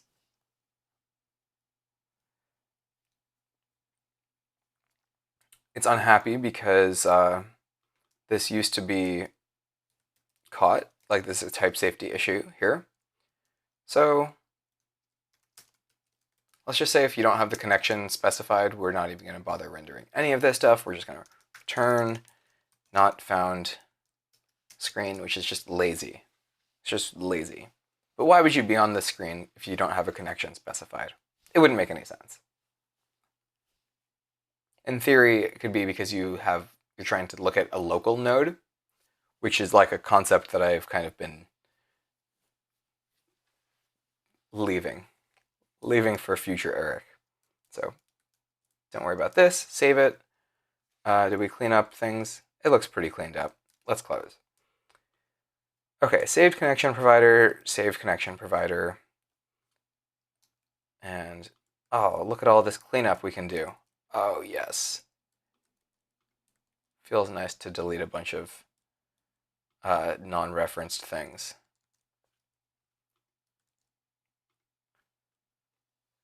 Okay, so use saved connections, and for each connection, we are using a saved connection provider. Wow, it's starting to make sense.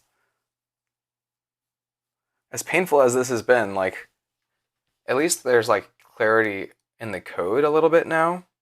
How's our connection provider hunt going? There's only 2 connection providers I want to see in this world. And new file screen is not one of them.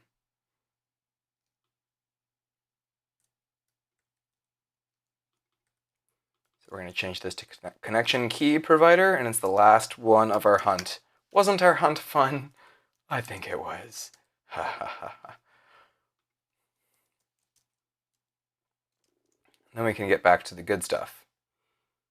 But we should probably test the mobile app a little bit.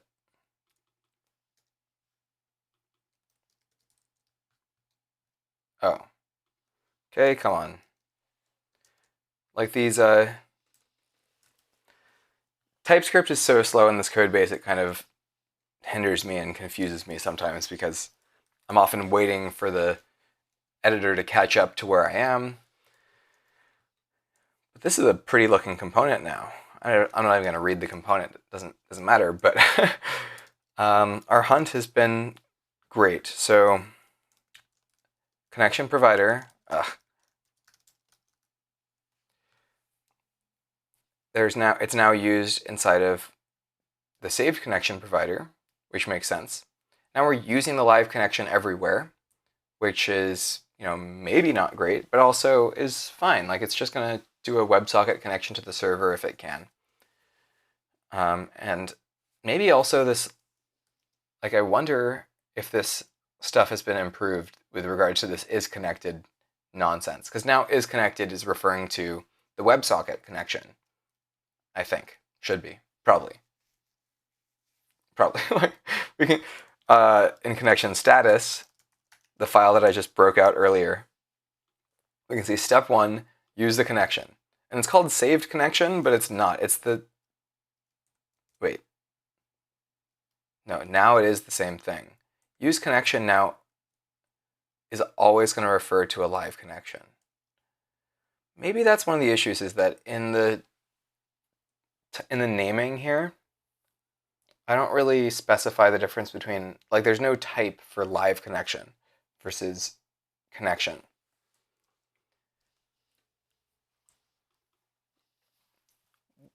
Do I have something called use connection lease or something? Okay, I'm going to rename use live connection to use connection lease because it's more clear what it is. So what that means is that when you have a component mounted that has this hook and you're passing in a connection, then this hook will try to make sure that you are subscribed to that server, connected to that server, whenever that component is mounted, whenever that hook is mounted. And the good news is, if you have several hooks, if you've got several components that are all subscribed to the same server, they don't duplicate that logic. That's why it's considered a lease to the connection, because you can have several different components that are all sharing access to the same connection. And the connection will disconnect from the server only when all of the components are done using that connection and when all of those components are unmounted. So I really like this new name, Use Connection Lease. And now there's no more references, I think, to live connection. Live connection. Something called live connection store. And this should just be renamed to connection. Because it's use connection lease is the same thing. Okay. And this is also use znode, which is, I think, used a lot in this code base. I think this use znode is used in really important places.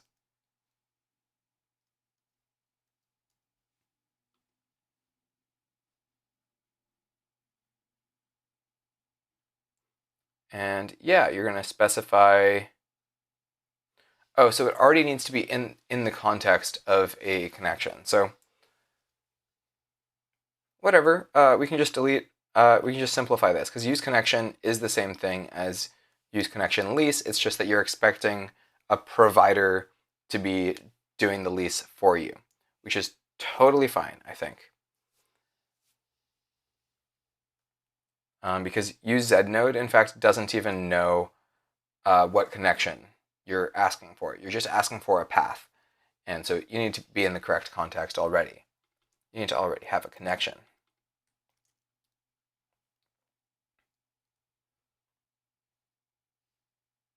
Okay, use connection query, same situation.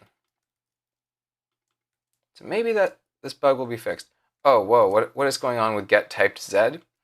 Look at this. Oh, this is going to be gross.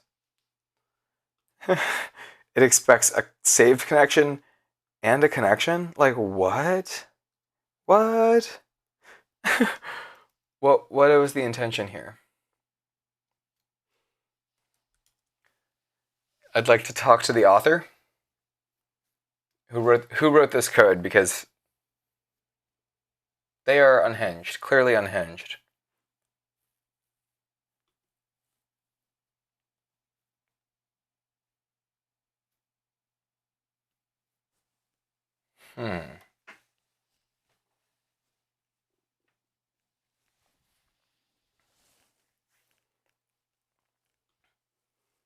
So it's basically like trying to get the type and alongside the node itself. But why does it need both the connection and the context? Is it a problem with getZ itself? Yeah, this is the root of our pain here. And I need to fix this, but I'm going to take a bio break. I'll be back in 5 or 10.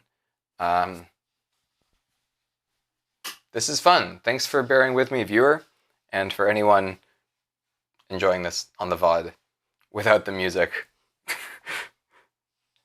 I'll be back in a few.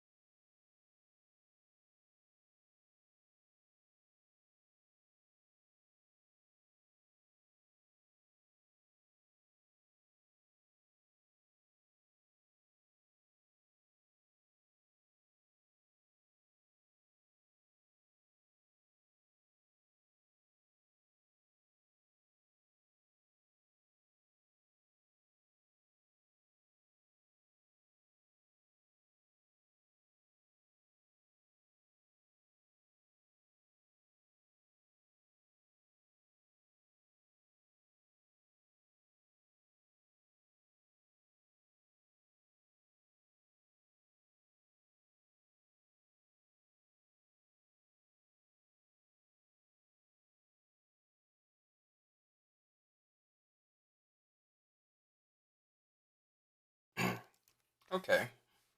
Okay.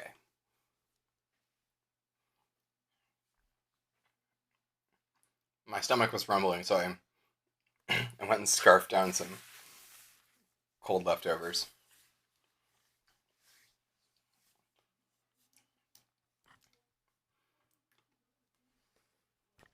Oops. I'm gonna need to put on the microphone.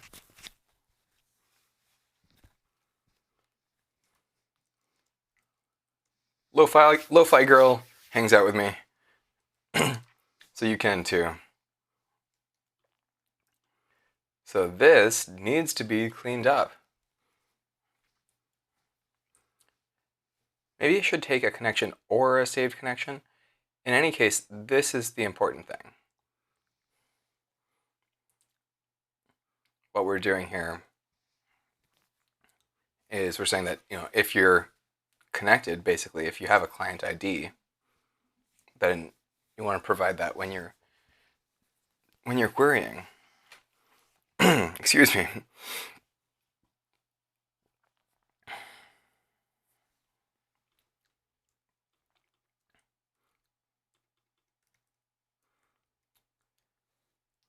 What if they just had a required connection?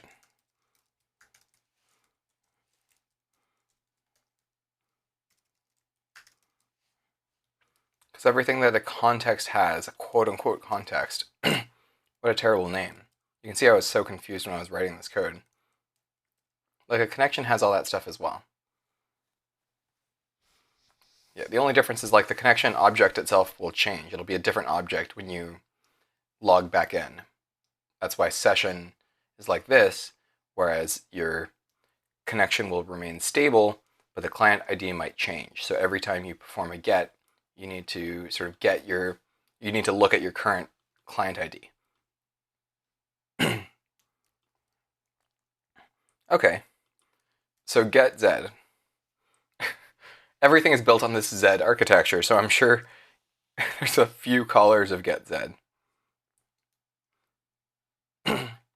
And a lot of them are doing the right thing already, it looks like. And here in server calls, this is where I was getting so confused. I was like, what the heck is going on? Where there's like context and connection.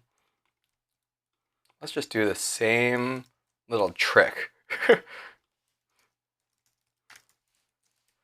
It's not a trick. It's just like this is how it should be, where you don't have two different connection things. Yeah, it's like an artifact from when I was trying to prototype this connection system, which was fun. And now I'm kind of cleaning up after myself, trying to understand this system. So, who else is calling getZ?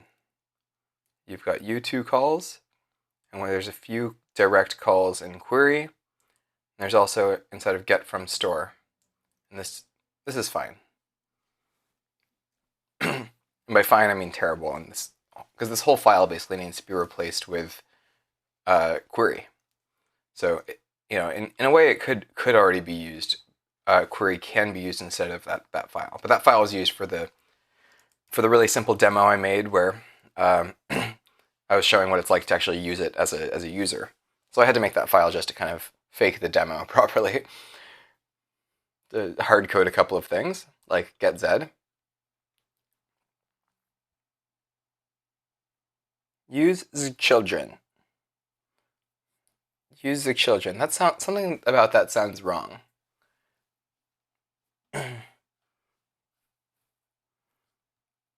Should protect the children, but React does not seem to have a. They call it use instead of protect. Connect. So this is literally the code that I was writing earlier that like caused all of the alarm bells to go off because I was like changing the name of something. I was simplifying this. And I was like, why is connection being passed into this thing twice? Like, what is going on? So now it's cleaned up. It just has one connection, and getZ just has one connection. Is there anything else that's needs to be fixed here? I think for the sake of clarity, this should be the same thing as posting. And it's called a connection. It's not called a context. What a terrible, like a confusing name. Like there's already context means something specific in the world of React. So like what would you call a connection context? Were you going to call it a context context? What were you thinking, sir? Server Z type. I'm so ADD. I'm like a squirrel when I see the squiggly red lines. Like, oh, gotta fix these type errors. Someone's gotta fix it. Object is of type unknown. Yeah.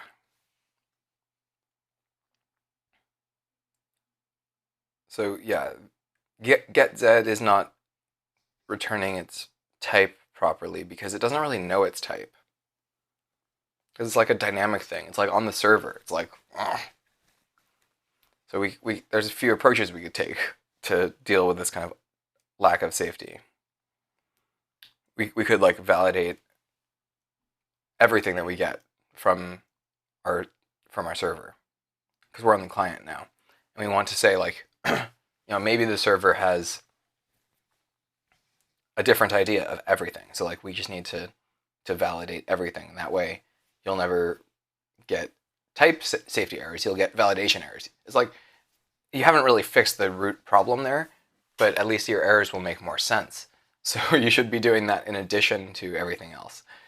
And by everything else, I mean like coming up with protocols between your client and server to deal with version incompatibility, and just kind of trying to engineer around the fact that your application changes a little bit as you deploy it.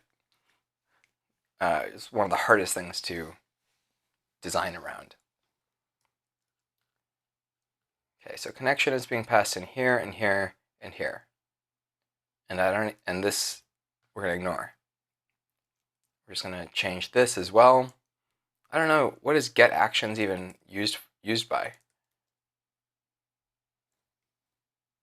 If category? Hang on, this looks like old stuff. Isn't it fun finding old stuff? What is .module? Oh man, it's been a minute since there's been like quote-unquote modules in this code base. I do want to bring them back, but nothing like what they were before. Nothing like... I'm embarrassed to even describe what modules used to mean in this code base. Get actions.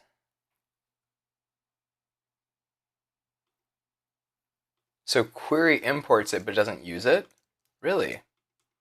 Okay, wow, I can delete all of these things. Delete, delete, delete. Oh, it's nice and gratifying to clean things up.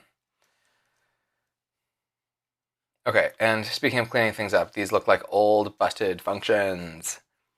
Busted functions. Okay, now I'm going to search for who's using get module list. Nobody? Nobody! Oh, isn't that refreshing that we can delete code? The less code, the better. The fewer bugs. The problem with like optimizing for having a small amount of code is it means that the code that you do have is really confusing because it's really generic. And I do struggle with that because sometimes when I'm looking at a bug, I need to dig through like 5 layers of abstractions to even understand what it is that I'm seeing on the front end and the back end.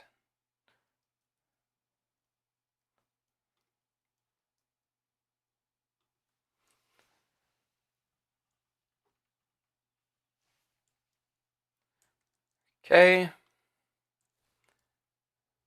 Okay, I think this is, I needed to clean this up. Saved connection. Yeah, we don't need to like do this twice. It's just one thing now. Just called connection from use connection. Isn't that nice? It's even less confusing than it was. It's probably going to throw an error if you try to use the connection status outside of a place where it's available. Okay, let me just reload the React Native app, see what happens. Can we find some bugs in all the stuff that we just changed? Okay, well that's just as broken as it was yesterday. Which is I can talk about that later. That's a big project, and right now it's authentication day. So here, okay. Well, it's the mobile app. Let's just try logging in.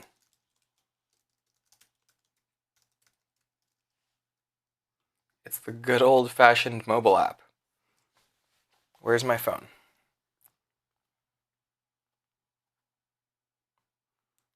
Okay, it's OXIIAP.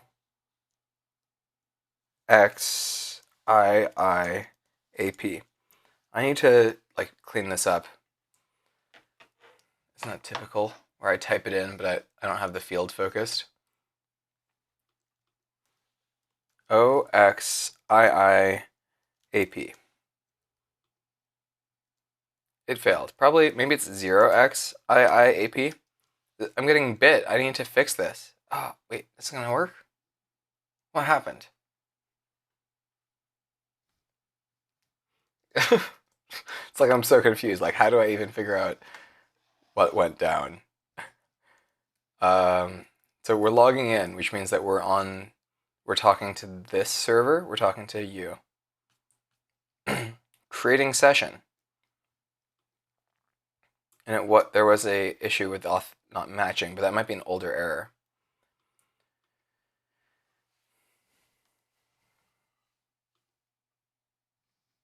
And there was a network error. What if I just try one more time? See what I can reproduce. See what's reproducible. It did send me a new email, which means that the previous auth attempt was at least mostly successful. Because it cleared the status, the internal state here. Okay, so I'm going to hit login. Creating session. Okay, we probably do have client-side bugs here. And let's see what's going on here. Okay, again, this type instantiation is excessively deep and possibly infinite. Thanks, TypeScript. You're a doll.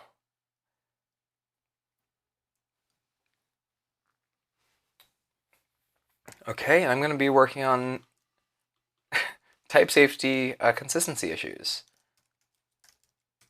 with regard to this connection stuff. But at least now I understand it in my own head. Like, damn. That was bad. Alright, I'm starting to. I don't want to get ahead of myself. As soon as I say that, bad things happen. So, logout. Who calls logout? We want to make sure that you're passing in the good shit. You're passing in a connection. Okay, so Mr. Logged in auth node. Who's rendering you? Because what kind of connection is really convenient? You tell me what's convenient here. Connection as a string, looks like. Oh wait, we're using useConnection. And we're making sure that you have the connection.session before we're even rendering this. And the connection being passed in here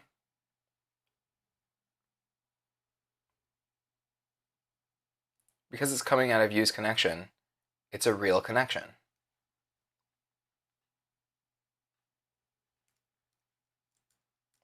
Okay then, so now with logged in auth node, we can just specify that you're a connection. I don't know why there wasn't a type error there on the other place. It should have had a type error over there because we're doing logged in auth node, but we weren't passing in the right thing. So that's confusing, but this is less confusing now. And we call logout. It looks like we're doing the right thing. Speaking of logout, there are bugs there as well.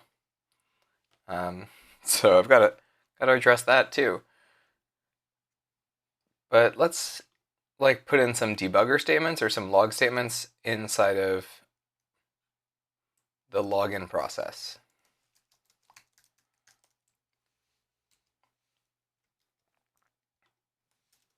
I'll put a log statement here.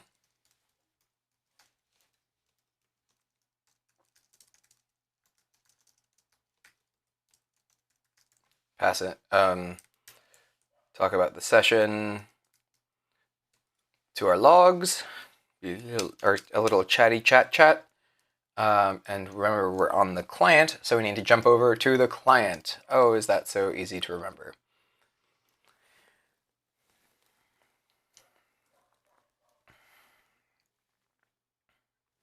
Save JSON connections.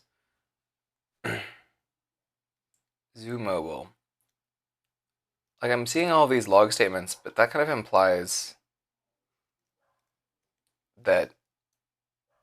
Wait, let's see. Do we save the session? Oh, yeah, look, we try to save the session.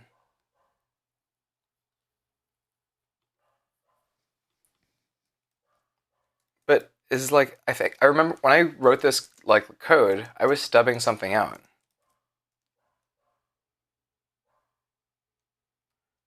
Let's see. Storage. Yeah, here. Core storage. Shouldn't React Native be using core storage.native? What's going on here? I mean, that explains why it's not working too, right? Because it's trying to save the session, and there's no no session saving allowed. Not here. No storage working at all because it's all been stubbed out. But this is the real module. So, you tell me. Why is React Native not going to prioritize the .native.ts?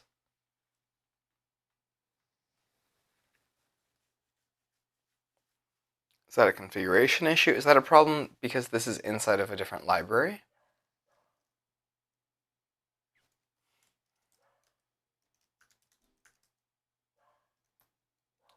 Let me look at a different module.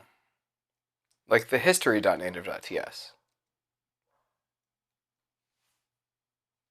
History and history, these are effectively platform forked, right? Right?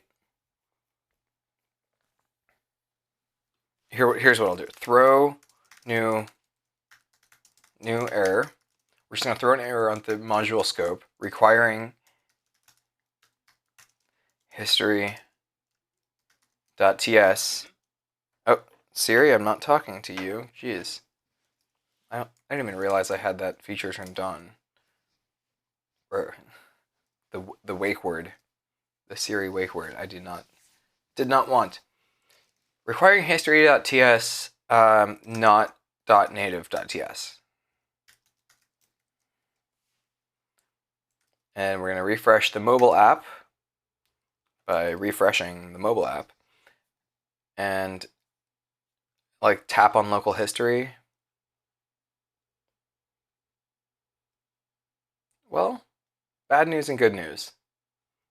Where's the local history? There should be stuff here, shouldn't there be?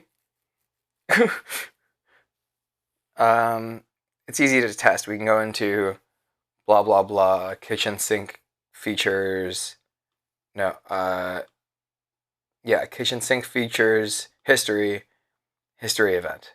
So I create some history events. Oh, okay, I think this is, yeah, okay, that's the functioning local history state, right? Because if I refresh now, refresh.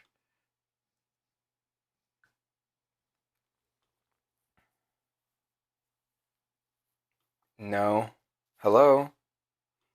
Why is local state not working? I think we've broken some things. Well, we can try doing more specific platform forks. It's not going to make me proud. Like, because I thought that React Native had... I will search around for this. Like,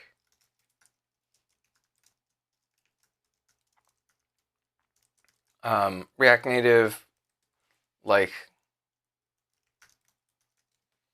Let me just search for platform-specific code. Let's just see what the docs say. Platform-specific extensions, native-specific extensions. Interesting how they're kind of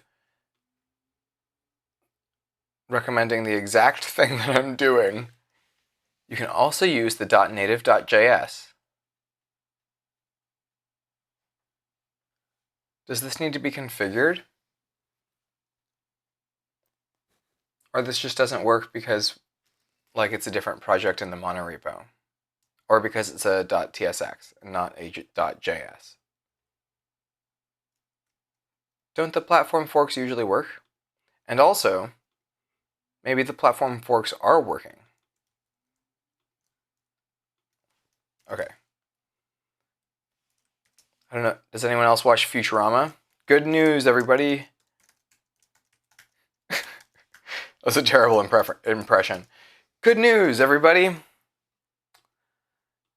And it's never good news. Let me refresh. And it says good news. That must be good news. And it is good news because it means that the platform fork is working. It's requiring history.native.ts. And let's see what happens on web, by the way. Can we get webby with it?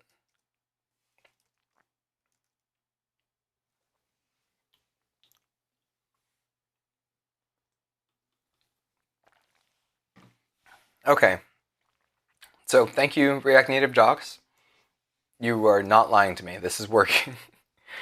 But I am still confused because on the other component, the other module, not history, but storage, something, right? Something storage. Yeah, let's see it. There's storage, and then there's, yeah, core storage. Okay, just for fun, I'm just going to rename this to .tsx and rename this to .tsx. Just in case. That will please the tooling gods. Oh, I don't know why I'm refreshing over here. The problem. Okay. Okay. So I'm looking at this, and I'm not seeing a .ts config in this folder. Interesting, interesting. And if we go look at the ts config for zoo, what a great name. What a great code name. We love it here. There is a ts config, and it's basically the expo. Oh, we're importing it. Good. So we are importing our local ts config from but it's for the expo app, which is kind of funny, but also not that big of a deal. Because there's a few different options here. That's the thing of different.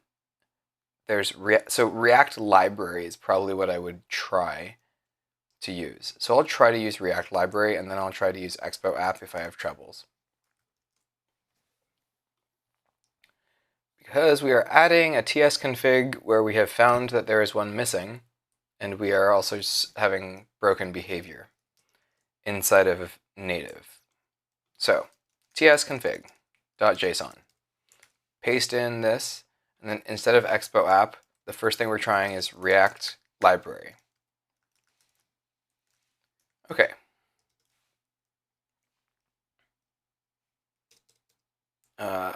Where are we? Which application are we in? Which server are we having to restart?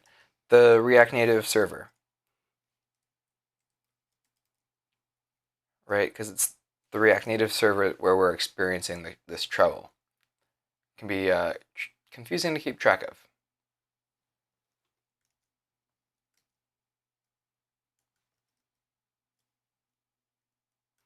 Okay, let's go to the React Native app. It's looking great. It's looking perfect. This is exactly what was designed, is a blank white screen. Whoa, actually, this is kind of cool. It's connected. It's looking at both servers. It's not totally broken. Well, anyways, I don't even remember what we were struggling with just then. We were struggling with like the storage. Oh wait, so now demo server, auth server, this is coming out of storage. Okay, local history. Okay, dude, I don't understand. I think maybe just restarting the React Native server. let's just say it fixed some things. Some things were broken, they're not broken anymore. Now, if this green light and red light thing is working, it's because they're connected over WebSockets. So let's see if I come over here, and I'll come to the demo server, and I'll turn it off. If I kill the demo server, oh, it instantly goes red. That's a great sign. That kind of indicates that it was, in fact, the WebSocket connection, because the client noticed that the server broke the connection. And I'm going to start the server up again. It's using something called reconnecting WebSockets. Okay, it reconnected by itself. Cool, dude. Pretty freaking cool. Okay, I'm going to try something else on the demo server. Wow, this is the sort of benefits of like having a connection system that I actually understand. Is like simple features like letting us know whether or not it's connected is working, connected to the server. Give us the green light, baby. So I'm going to jump into the demo server. Oh, remind me to commit my code too.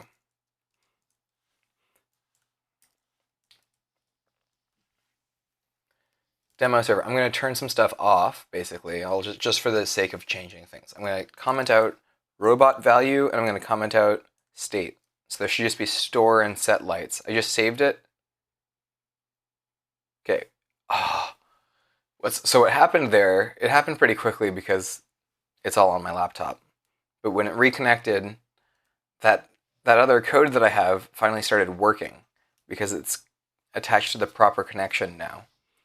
And so it reconnected, it noticed that it was reconnected, so it requeried and it updated. So now when I make a change on the server and I hit save, like I'll just show you. This is so sick. Like I can change things on the server side, like add the robot value and the state back in, hit save, and not only, it did do a code reload there, but also like the front end is still there and just picks up these changes right away. And in theory, this would work on a bunch of different things, like inside of set lights, for example. Like this is just a example that I was like shooting the shit with the other day on stream. I was like showing like, oh look, you can kind of define your own schema, and like things like the description and the title, like the light ID and description here shows up in the user interface. So if you change it, right, like the light ID or just like the hue, say you change some of this, right? Like now this should get picked up. Should get picked up. Should, yes. Okay, nice. So that means like this shit is not totally broken. It's less broken now than it has been in the past. Good news. And also I think you can come in here and hit refresh manually if you do want to get an up-to-date copy of the data, or really getting an up-to-date copy of the form itself. But yeah, the heuristic that it uses is that if it loses the connection to the server and regains the connection, it's like, oh, I'm just going to refetch, I think.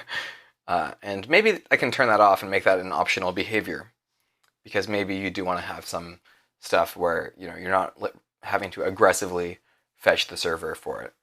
And it's also possible, especially in the way that this stuff works, where it's kind of built on a blockchain, quite literally, unironically, and not a bullshit blockchain, just a simple thing on the file chain, on the file system, the file chain.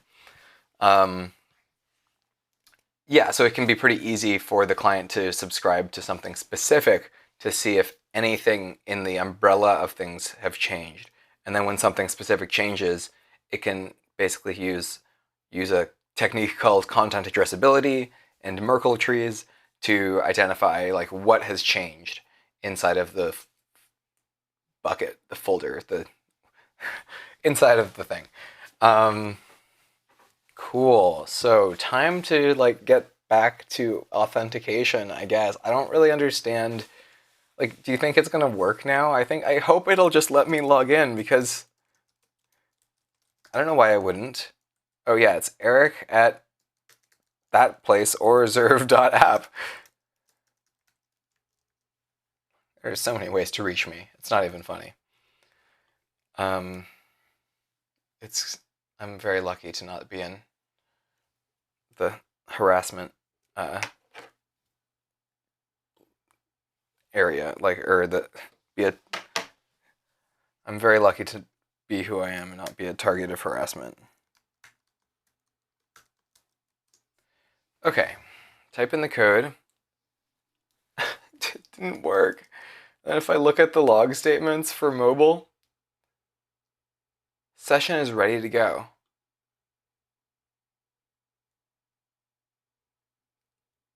Thanks. Session is ready to go. I think someone was here recently trying to debug this problem.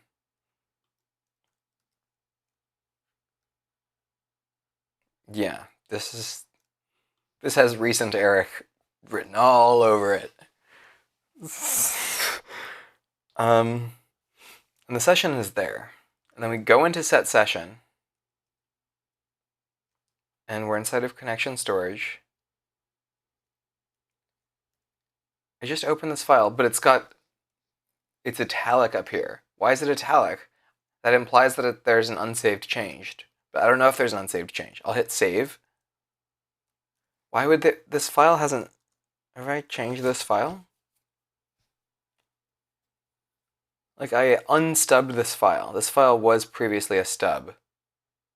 And now it's always the same, and it refers to something else that is platform forked. Oh, look, Janitor Eric is on the job. Oh, yes. Oh, get that. Clean those things up. Oh, sorry, you didn't get to see it. Italic means it's a temporary open tab. Oh, that's very helpful. Thank you, Angry Red Fish. I enjoy your username. You remind me of Swedish Fish.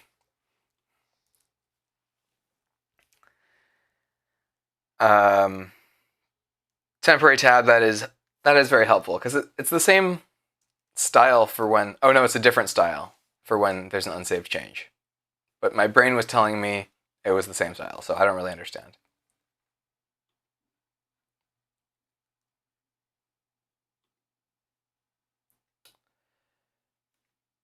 All right. I want to test this again, but I don't understand what's going to be different this time on this little authentication flow. Session is ready to go, and do we get past that? Because we never saw the logged in toast. We want it to toast us. Saved session. And I'm just going to also write some log statements in the session saving code, where we expect it to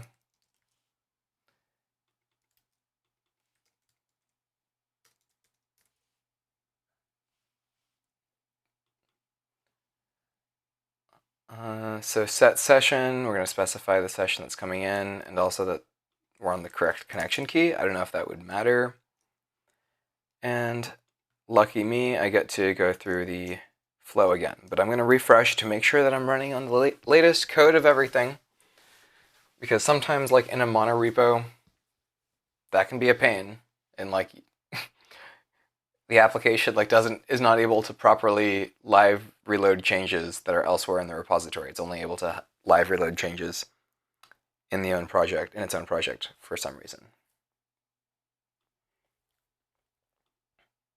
Also have a few visual things I need to clean up here. I need to work on the visual design of a lot of these things and figure out exactly what I'm trying to convey and clean it up, because it's kind of visually a mess now, even though it's in some senses cleaner than it used to be. Okay, back into Auth, Mr. Forgetful. And look, I'm logged in. So the session setting worked. Good news and bad news. So all this code, these log statements that I just wrote aren't really useful. But again, it didn't give me the logged in toast. And then also, the state should have changed before my eyes. It should have given me the logged in user interface. It should have given me this user interface as soon as I wrote that thing. As soon as I logged in. So what gives? Whatever. Now we're like forcibly working on log out functionality. I'm gonna hit log out, see what happens. Okay.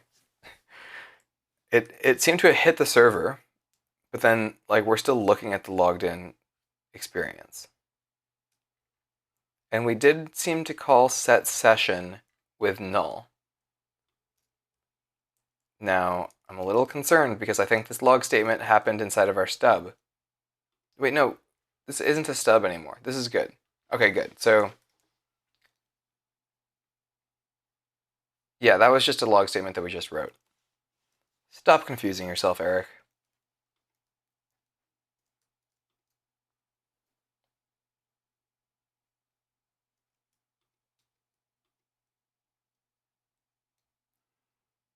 And yeah, now we're over on the logout flow because not because we want to be working on logout, but because we are now in a broken logout situation on the client, and we can't have that happen anymore.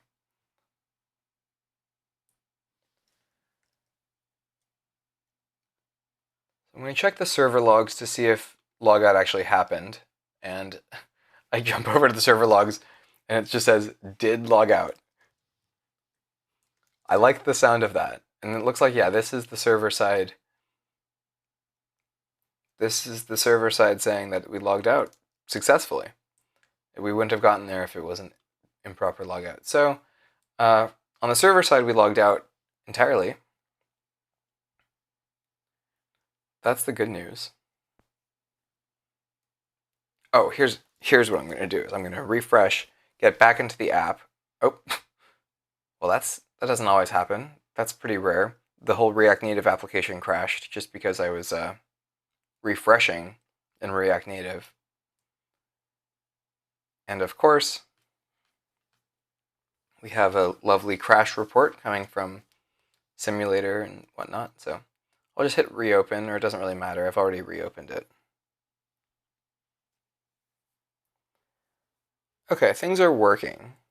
Now we can jump into Auth and see, yes, we've been logged out. So it's kind of the same bug. Login and log out are both working.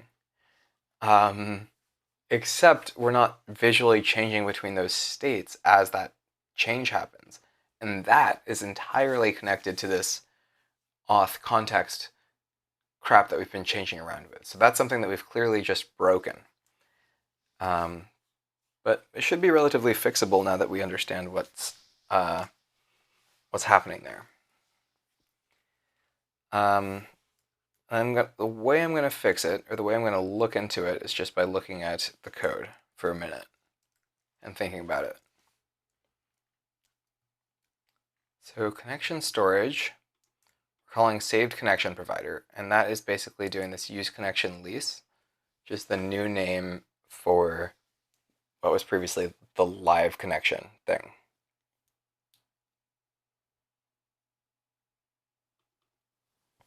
And this is probably the most confusing part about it. But the connection lease literally has a dot connection on it. And the connection has just been created lazily, basically, and it will be shut down when it's no longer needed.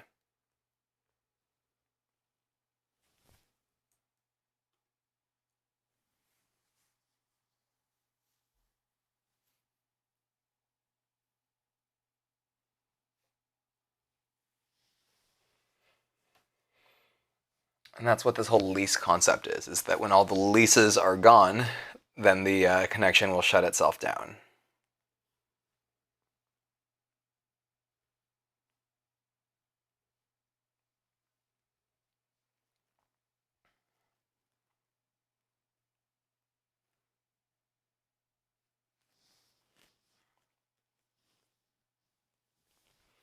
So I can put some log statements in to see kind of when the new session gets through. And also I'm hoping there's a way to shortcut this whole process because I don't want to have to log in, log out, log in, log out to replicate this, although that's totally possible.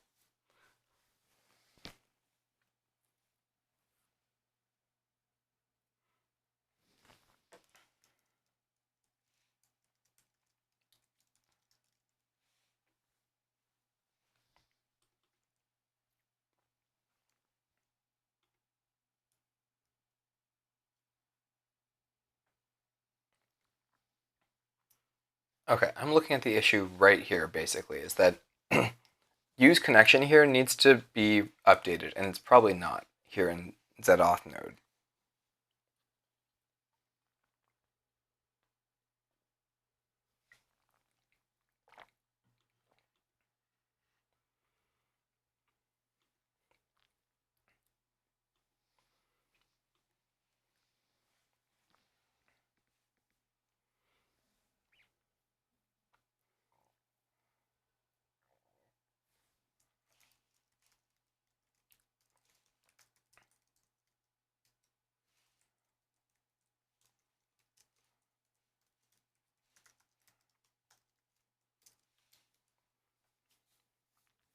Put in a little log statement, although we kind of know what's happening here.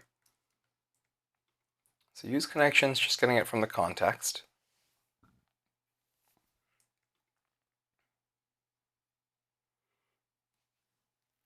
So that's one of these issues, is that the lease itself kind of needs to be recreated. And I don't know, maybe you do want to reconnect to the server with a different client ID once you've been logged in. Maybe, maybe not. Have I figured out how to handle WebSockets with authentication? Because that can be kind of a tricky concept, having certain things that you can subscribe to, anyone can subscribe to, other things that you need to be logged in order to be even able to see, let alone subscribe to.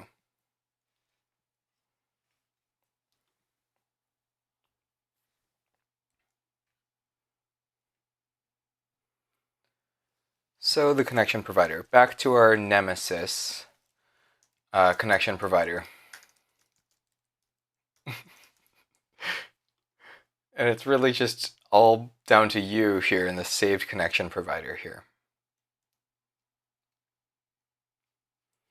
So I'm thinking that maybe I'll put a log statement here as well, and that we'll see the session update here, but we won't see it down in the child. So I'm gonna have to go through this process once or twice just without having any fixes in place, just to learn, just to see what's going on. So this is the saved connection provider, and I'll log the value.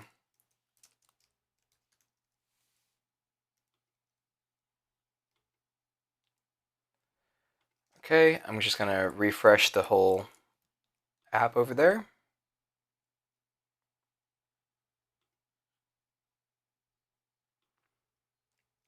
And we'll see, hopefully we get some results. I just have muscle memory for typing my full name, email address. Get me that email code. Oh yes.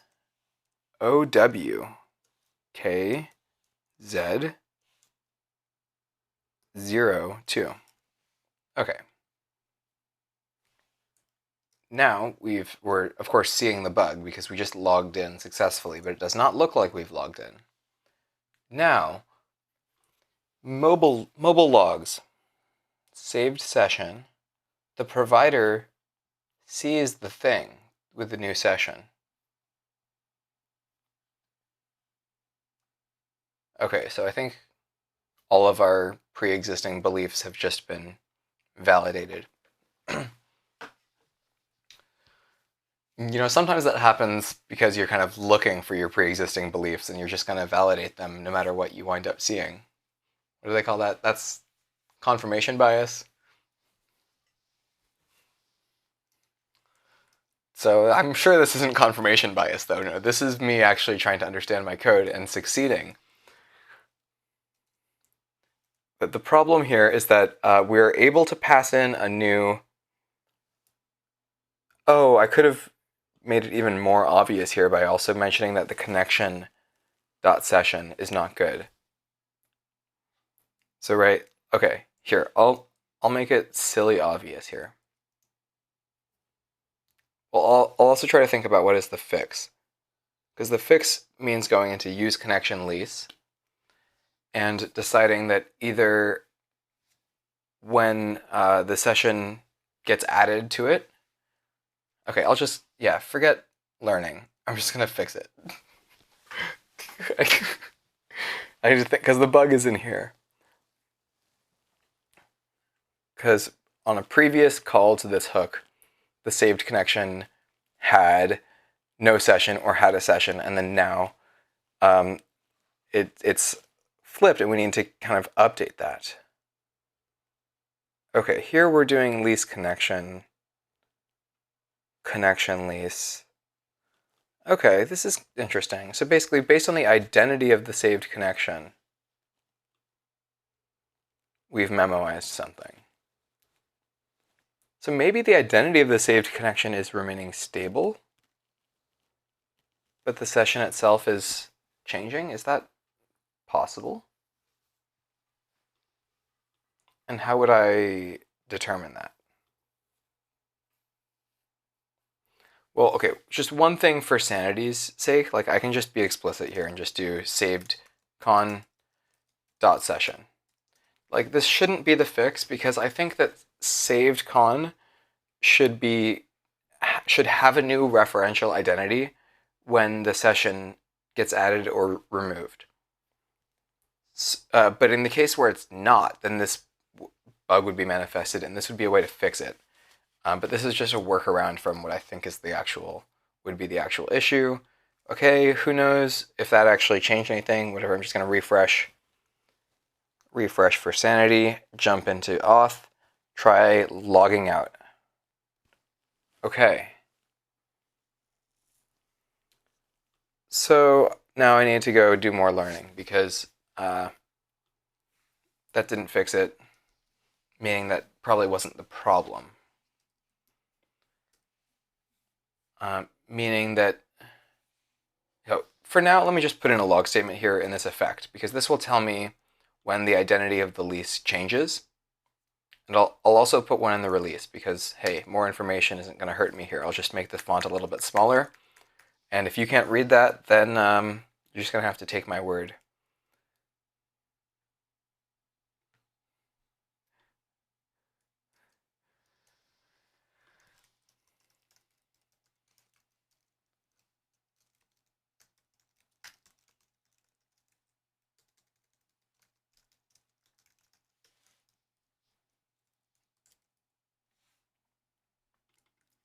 Use connection lease.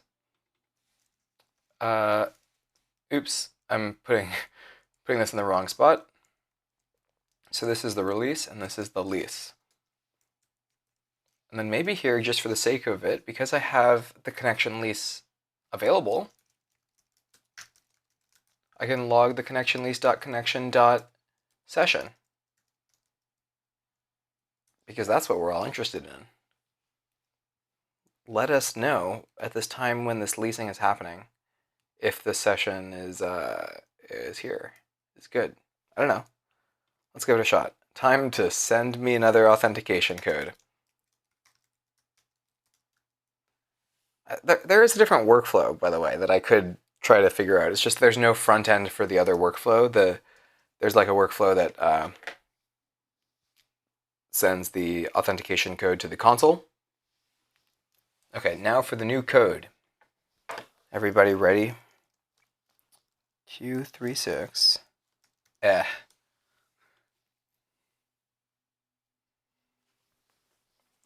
Okay, now I need to read these logs. Use connection lease. The session was saved, and then we got back into the connection lease. It released the previous one, and then it leased with null. Null is not good. Because this is the time when you got the session. The session should be here.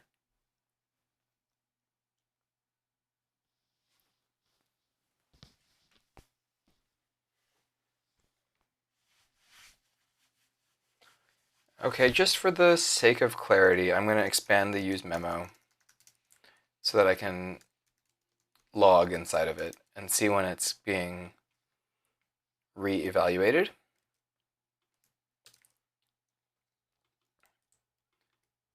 Connection lease, memo, save saved con changed.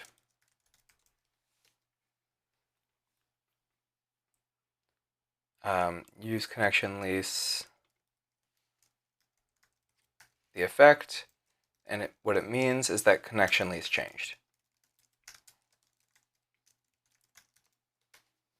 Be really explicit in my log statements, because that'll certainly help me understand what's happening.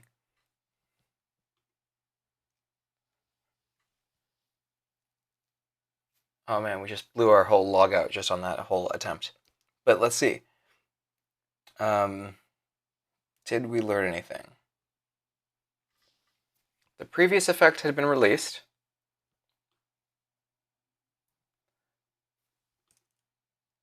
And then it says the connection lease has changed. Okay, and here's the memo. You can get the memo.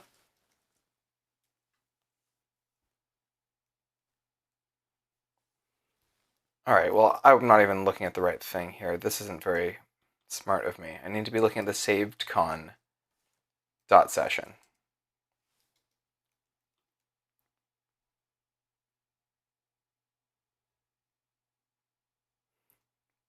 Because, yeah, we're concerned that this connection that we're returning from this use connection lease, it's just not getting the up-to-date stuff. Console.log. This is like the most painful part of this stream so far today. I don't know what I've been debugging so far today, but it hasn't felt as painful as this. Or maybe it just felt more gratifying because I came out successful on the other end of it with the with having a better understanding of the connections in the program. But clearly my understanding is not complete.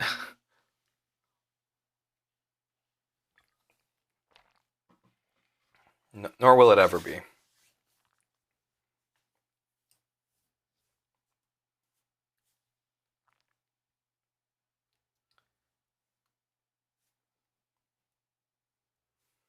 So at this point we want to know the same thing as we've been asking ourselves earlier, is whether or not this connection that we're providing has a session.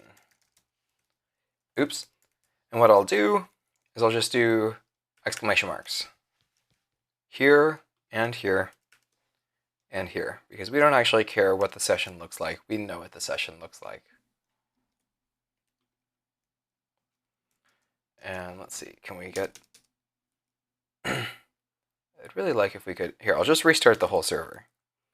I have no patience for patience. You can quote me on that.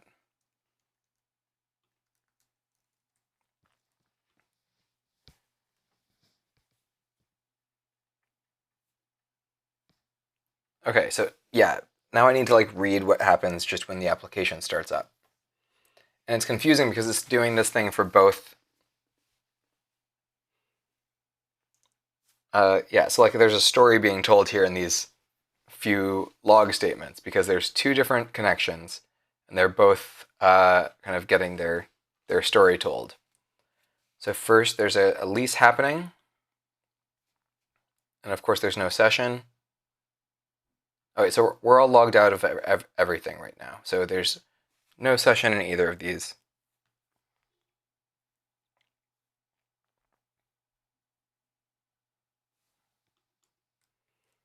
Who's the saved connection provider? Because I don't know if this log is relevant. This might just be confusing me. No, I'm going to keep this in here because this is what comes in. In fact, here I'm going to be even more explicit here. I'm going to say saved connection value, saved connection provider.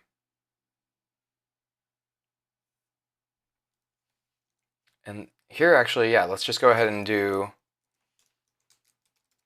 connection. We'll specify whether the connection has the session, which is, so we'll do connection dot session and exclamation mark, exclamation mark. It's like we're writing so much code just to learn a little bit about how this is working and just like what small change we need to make. The connection and then the saved connection. We're also going to test if it has the dot session. Okay. So now this confusing log statement is going to provide a lot of value.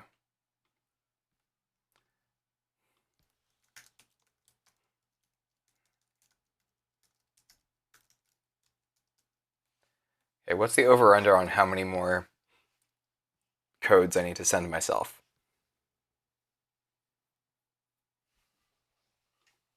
Are we going to be optimistic?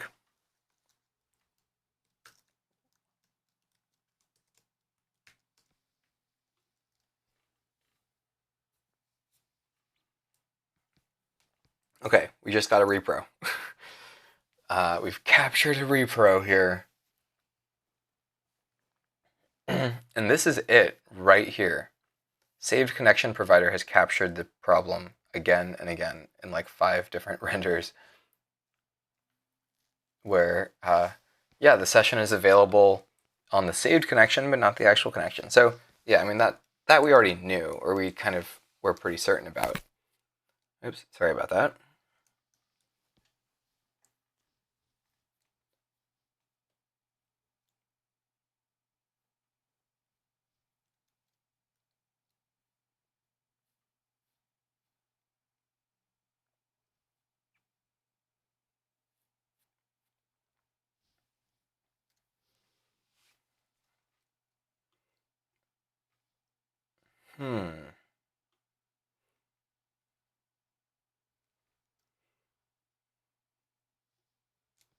This is really interesting. Yeah, so basically I'm trying to read the story here of what's happening compared to the code. And the code, where is it?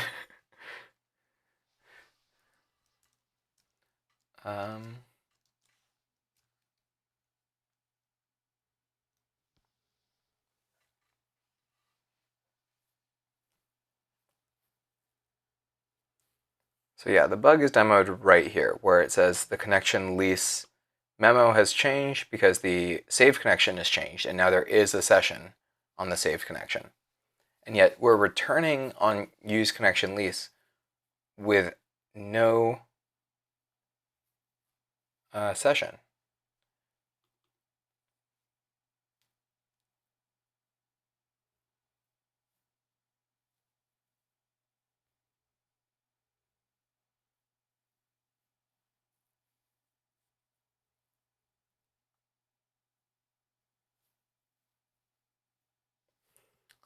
My guess is that lease connection actually is the problem here, because the connection had already been created earlier.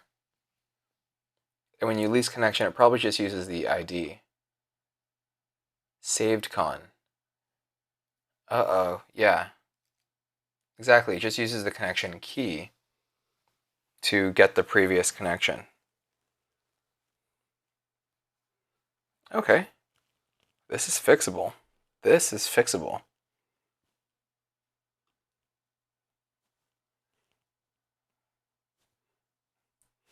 Wow, this is really crazy what this code is doing too. This is literal reference counting. This is how the lease works, where it's basically counting how many different components are trying to consume this connection right now. And every time a new component tries to subscribes, it just adds one. It adds one to the count. It's a reference count. And here, if the reference count gets to 0, it says, all right, no one needs this connection. We're going to shut her down.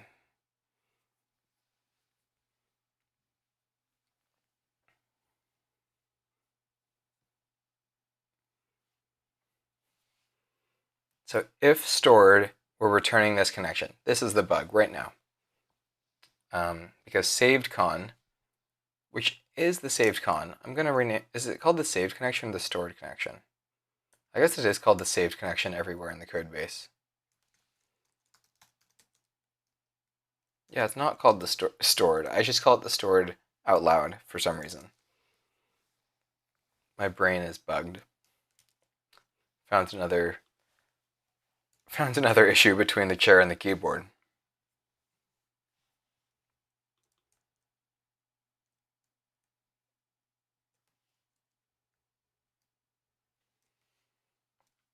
So yeah, back to the bug. It's right here. We're grabbing the connection out of the stored thing in the lease. So what we need to do is basically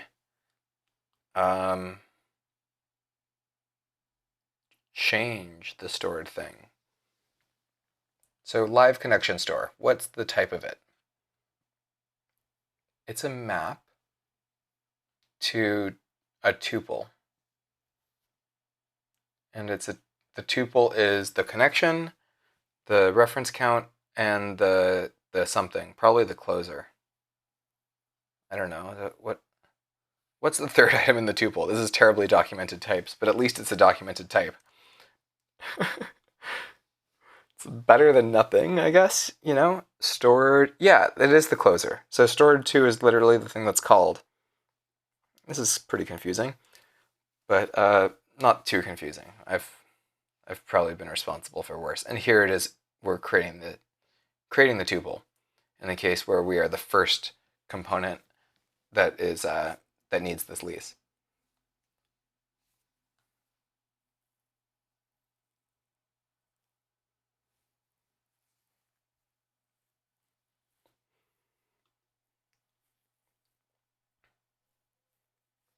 So what strategy do I want to take? Like what changes in the stored connection are acceptable? We know that the URL never changes. So it's basically just the session that can change. And that's just currently by design.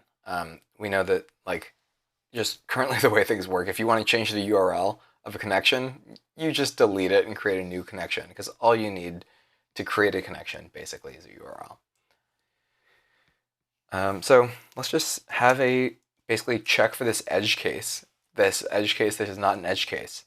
If the connection dot session is not equal by reference to the saved connection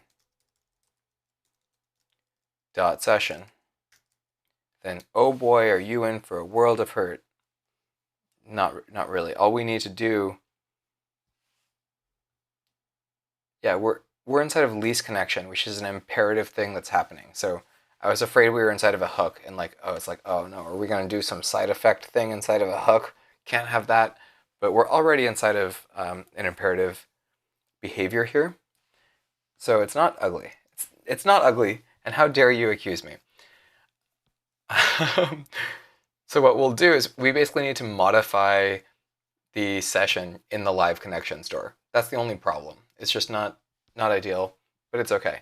So the thing is stored is actually like a reference to the actual thing. So we can take stored 0, right? Stored 0 is the connection itself, right? Yeah, that's what we're doing here. And we're going to modify it, right? So we're going to modify it to say, oh,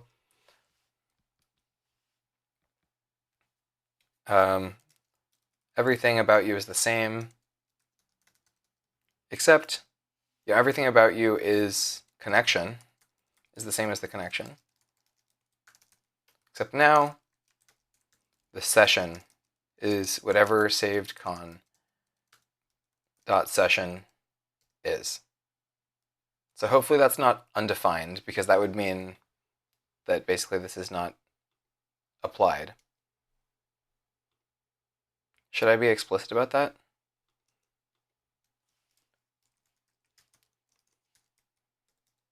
I don't know.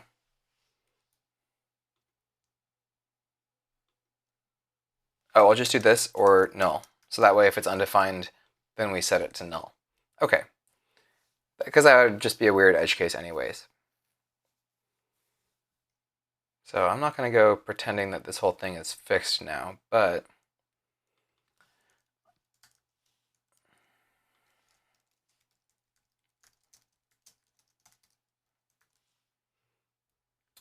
now we should be returning a connection that has the updated session. So whenever the stored session updates and passes it into least connection, that does mean least connection is kind of has this like funky side effect where like, yeah, you lease the connection, but next time if you lease the connection with a different session, it then takes that session and applies it to the connection that's being leased. I don't care. I just want the bug to be fixed. And I think maybe it is. I'm going to click log out, and it logged out. Yay, it visually logged out, and as well as probably actually logged out. Okay, so now I'm going to log in for hopefully like the last time in a little while on the mobile app. This is going to be a good cause for taking a break and committing the code. Oh yeah, I forgot. I'm checking my actual email, which is like cute the first time I do it, but now it's just annoying. And I'm logged in, and it properly shows me as logged in. Okay, this wasn't really what I was trying to get to, but I will clean up what I've done because this is just really nice for sanity, and the product has improved a little bit, I think. Small improvements to the product, but large improvements to the code are totally worth it. I know that sounded sarcastic in my delivery, but I wholeheartedly believe that.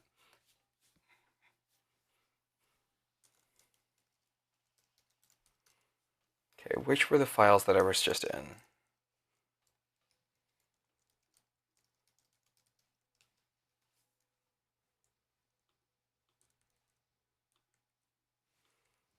We're going to be back in a world of hurt when we try to get this working all the way on web, but hey, you know?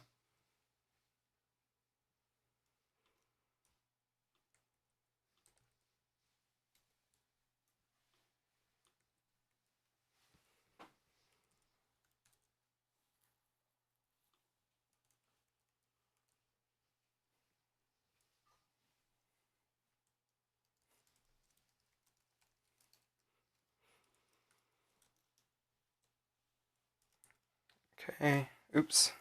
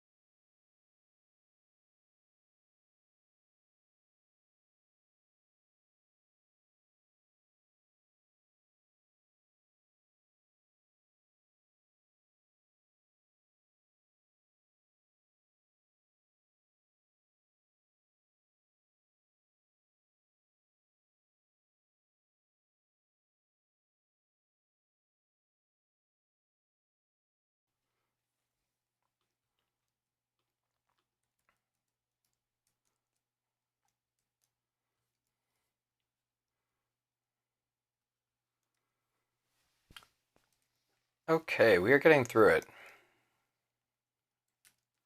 Just out of curiosity, I'm going to see what it looks like on the web right now. Okay, well, I'm not going to say that doesn't disappoint me a little bit. Oh, I also still have to, do I have to clean up these log statements still?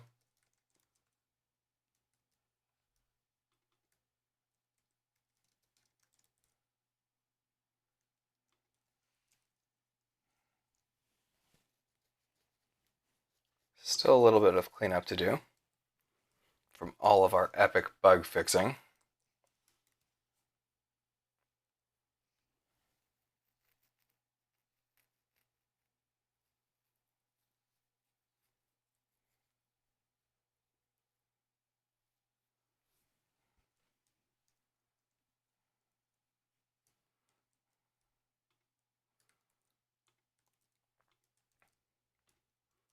I fixed it in the right way, but probably not the rightest way. Okay, there are some weird complaints here on the web. The world of web. I don't know what that's about. Let me just close. It's probably because I've been renaming and changing files, and especially with the platform forks, I think that confuses the hell out of a lot of these things. Although this is Webpack inside of Next.js, so it's probably not going to be confused by that. Oh, cool. So we have some handy log statements coming out saying that it's thinking about stuff. It's trying to talk to the same servers that are the default servers on React Native. That kind of makes sense.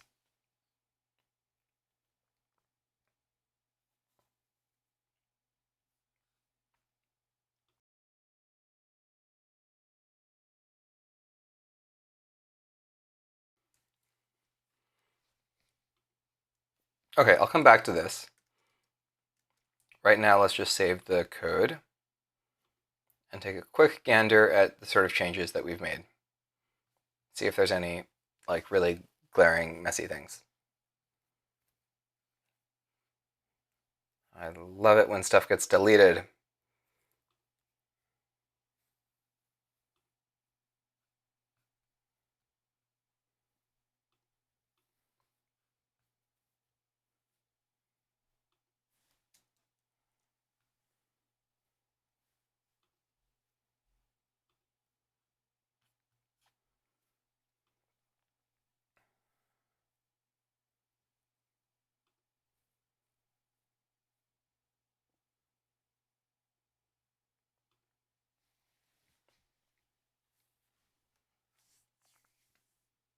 Yeah, so we got so confused when we added this file and then it was being picked up by React Native.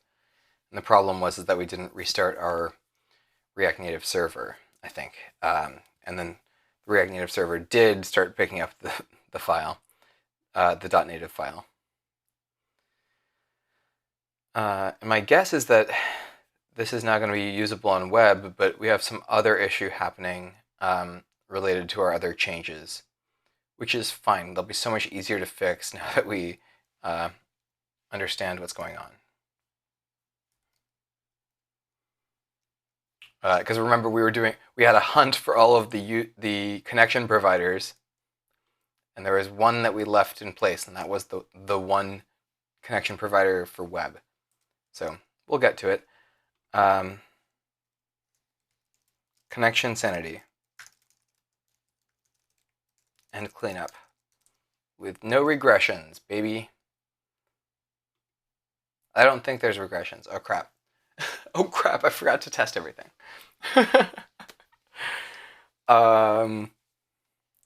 Just for fun, let's go see if we have broken the live connection stuff. I don't think we have, probably. So the demo server, for example, has state, has robot value. Oh, wait a second.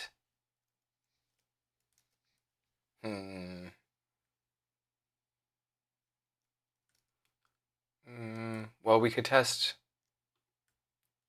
Whatever. Let's just stay focused as we can, at least, and get to the auth on the web side of things.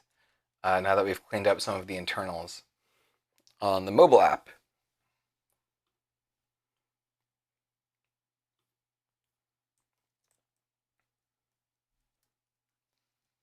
Okay, what exactly is the error that's happening? What server is it trying to talk to? Is also a relevant question, right? Is it even trying to hit the right server?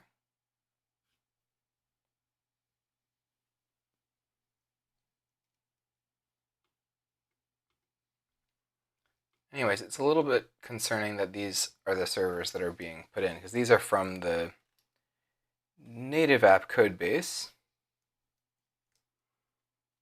but they're now shared code. Because connection storage is now a full stack file. Lucky it, but that doesn't mean there won't be problems. Because this is where the default connections are provided. So who's using the connection storage on web? That's part of the question.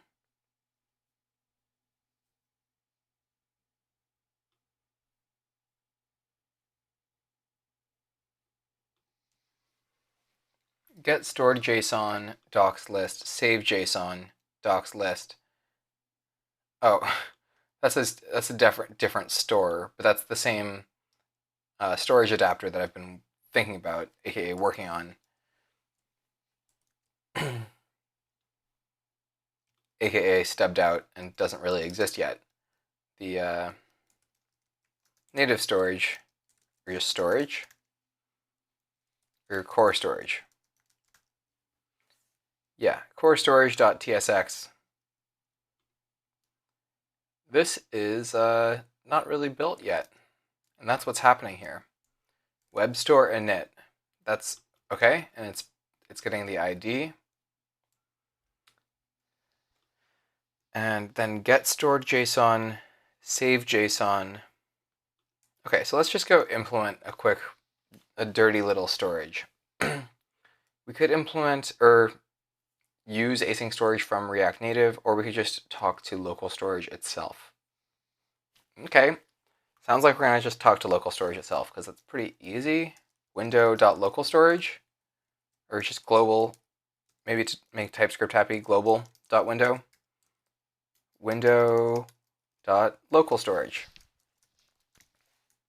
This is just an object that we can write to, I think, right? That is the API, I think, right? Local storage dot foo equals bar as a string. Oh, you probably can't see this. Who cares? So yeah, foo bar as a string. It says bar. And now if I go query for local storage dot foo, it comes up as bar. Great. So that's what we're going to do here. And config.id has the ID of what the data store is called. So we'll grab the const store ID from config.id. Okay, so now const storage, I'll just call it gross storage. Dangerously delete everything. That doesn't seem very easy to do. Because local storage, is there ways to have like namespaces within local storage?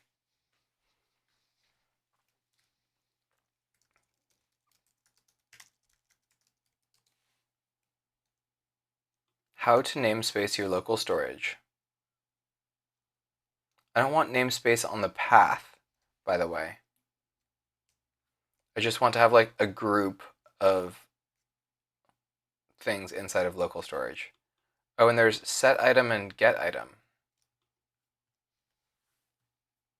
Because the problem is, if there are several different stores that we're being responsible for, we can't just empty local storage, because I'm sure that's easy.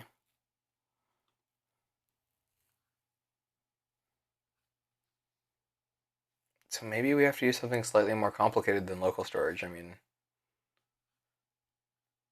like, whatever, dude. Whatever, dude. React Native async storage. I'm looking at the async storage API from React Native because I'm curious if they have the ability to do this or not. They don't really. Because you'd have to like list all the keys and then go and filter on that list, and then so that's not really what I'm looking for. So blah, blah, blah, blah, blah. This is so like inconsequential right now. Like I do not feel like I want to work on this. So because of that, I will not implement dangerously delete everything. Like everything that you write here, you will just have to write properly. We'll see what happens. We'll see what happens with gross storage. What could possibly go wrong with gross storage when you consider your storage abstraction to be absolute garbage, like I do with async storage? Okay, save JSON. This is going to be the super easy one. So basically, gross storage, and then we need to address something inside of gross storage, and we're just going to assign to json.stringify value. And then that's basically the saved JSON. And then you need to include the key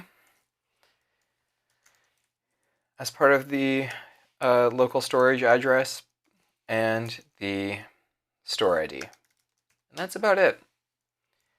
And now when you're like getting the stored JSON, you're going to query from gross storage by saying const data equals gross storage. And then you do that same reference.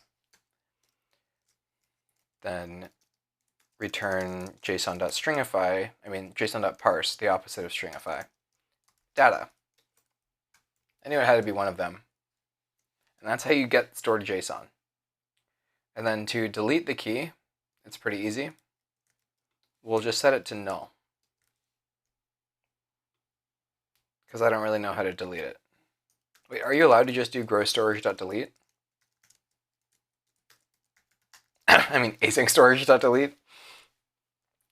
Sorry. I had something in my throat. I don't know what got into me.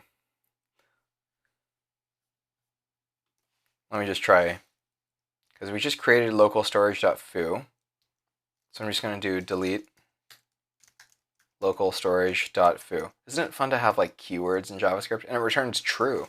I like that. That gives me confidence. Yeah, it's gone. Okay, so just delete. And then it's boom. And all we don't have to implement is dangerous delete everything. Like this should delete everything in the whole store, but we have no way to kind of easily, or we have no way to efficiently get everything in the store. So forget about it. And this is a nice, simple little storage system. This is going to totally work for us, I'm sure, without any problems.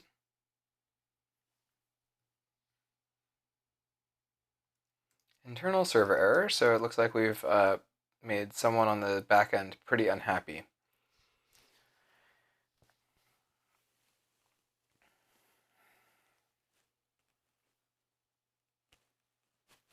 Okay, well, I'm trying to reference gross storage on the back end, and window itself won't be there, so I just need to question mark it. Oh, and also local storage is camel case, isn't it? So like, this wouldn't have worked. Okay, good. So now we just need to kind of handle, like, if there's no gross storage,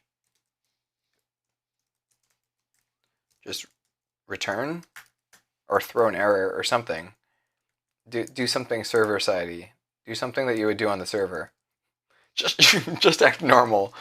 Yeah, it's like we have to initialize these stores on the server, I guess. Unexpected token U in JSON.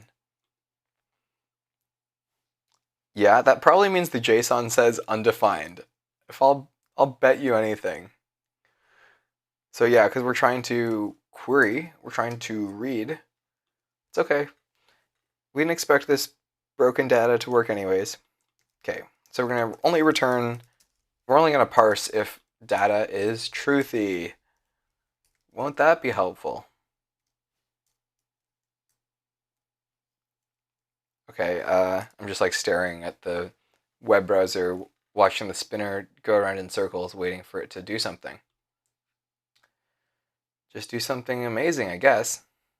Okay, so to the network tab, to the XHR section. Did it hit anything? Are we querying? Do we be querying? No, it's like not even hitting the back end. Like it's got this spinner, and then it also says something about how it can't query or something, but I'm not seeing any request. What's it say?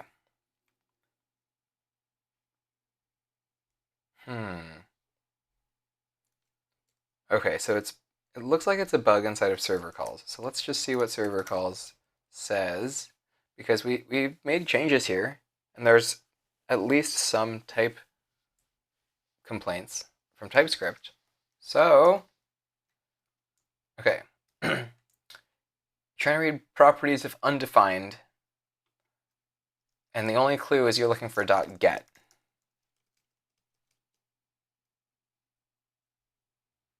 Okay, this is probably it. So whoever's calling getZ is passing in probably a stored connection rather than the connection that has a client ID, because we're blowing up because we expect connection to have a client ID. I think.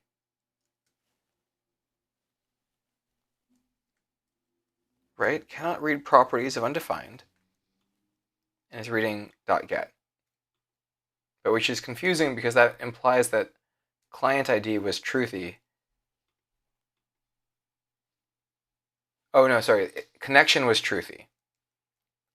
So here, yeah, one way I could fix it right now is just by putting a question mark here. But no, I mean the connection, if it's there, should always exist. So let's just fix the whoever is causing this problem for real.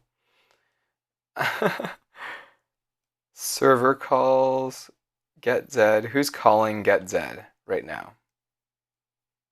Who's calling getTypedZ potentially? Is getTypedZ part of the call stack? Yeah, it sure is. Who else is part of the call stack?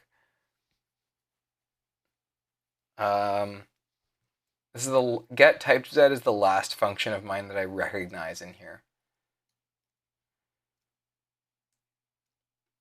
Query.tsx.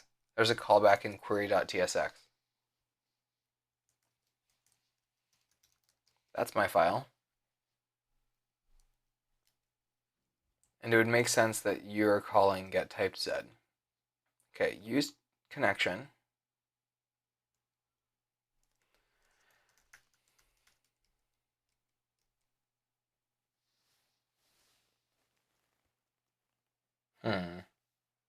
I mean,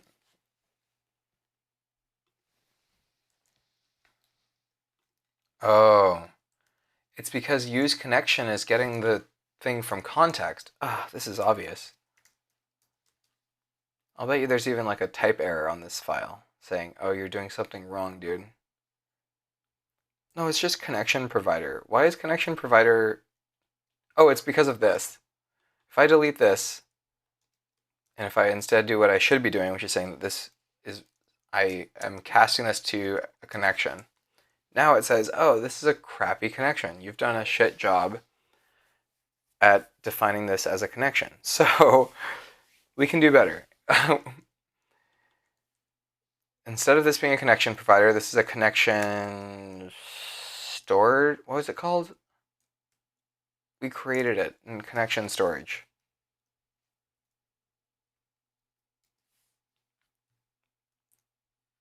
No, we created it in connection. Ah.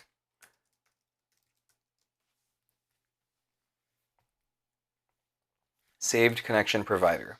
And then it needs a saved connection, which is exactly what we have statically available here on the client side, on the web client. Saved connection provider. Oh, yes. Oh, yes, baby. Let us go. And then we just need to call this a saved connection. And it is saved in the sense that it's like saved right here in the code. What about this does not look saved? I don't know. Okay, well the front end is here at least. That's always refreshing that the front end showed up to work today. Oh, and that means it's able to query for the server. So it's not just the front end that's showed up, but it's actually talking to the server to determine that this is an auth screen. And hey, let's just try to log in here on Web World and just like see what comes out of the logs. Log in with my email address. That should be a form so that I should be able to hit enter. But I did not. RXM. Hit login. And what happens? No statements here.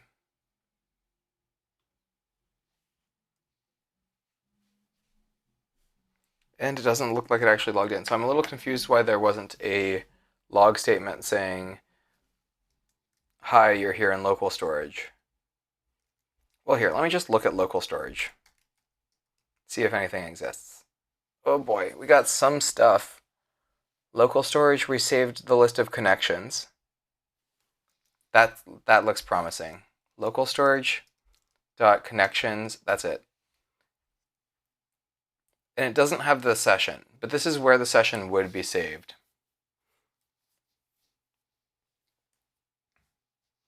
And where it should be saved, in fact.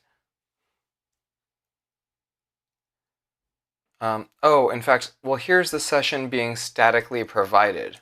So we're not actually getting, on web, we're not getting the session out of the storage.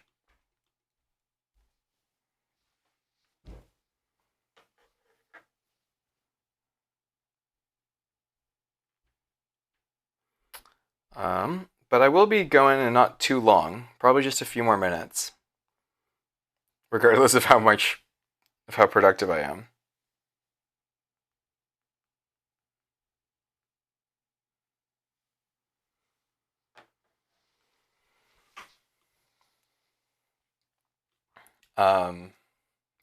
Even though, like, yeah, today's been zero external facing productivity as far as new features going.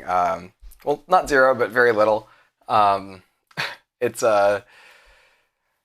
it's a little weird, but I do feel good about it. Like, just making progress on the robustness and like my own internal understanding of how all this stuff works.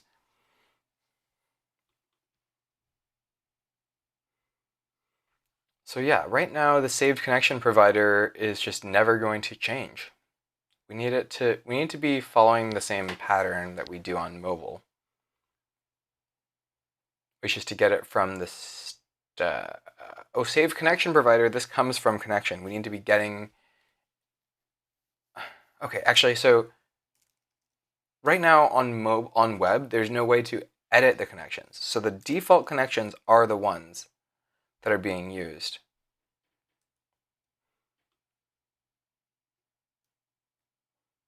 Although now actually it's saved. So if I change the default connections, it won't be used here on this. I have to delete this from local storage. Ooh, that's so gross. Okay, I'll just delete this from local storage because I don't want to be too confused by this. Right, and then we can go into the code and it's like I'm feeling my brain turn to mush after having focused for a little too long. I need to take more of a Pomodoro approach. But saved connection provider needs to be replaced with like this connection key provider. Yeah, connection key provider. And the value is going to be which of the connection key I want. So dev or main. And these are the connection keys that are just like part of the default suite of connection keys. So it won't come from here anymore. Let's just try this. See what happens. So dev, oh, and we deleted it, but the default should come back actually as 38888, which is our main server host. Okay, web store init, I don't know, blah, blah, blah.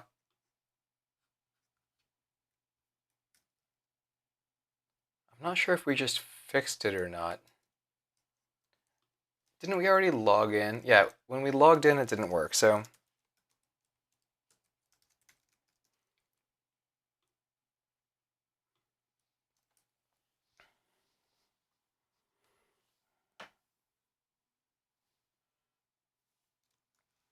YJ7BG1.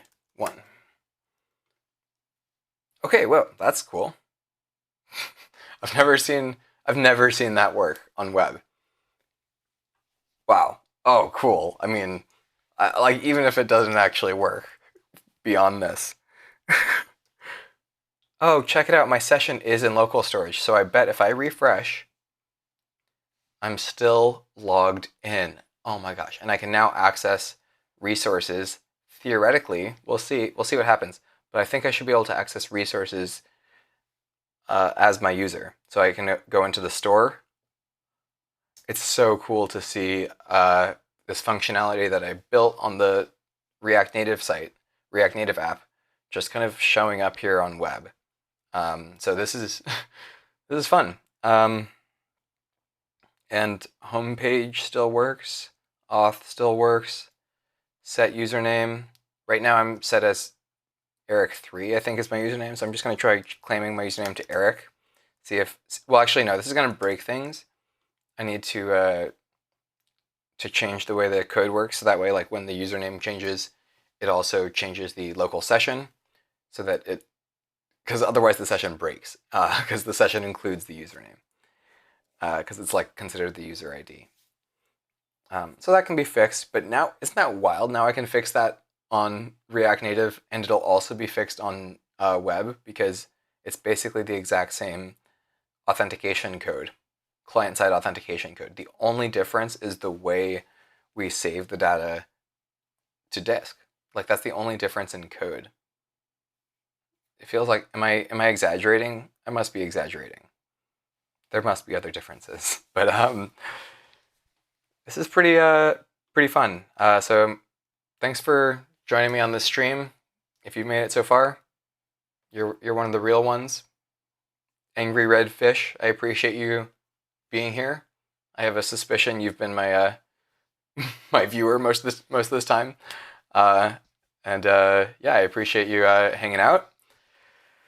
And let me know if you have any questions about the Zerve app or what you'd like to know. And feel free to drop into the Discord, which is right now kind of a ghost town, or like a non-existent town, a ghost town that never was, rather than a ghost town that once was a town.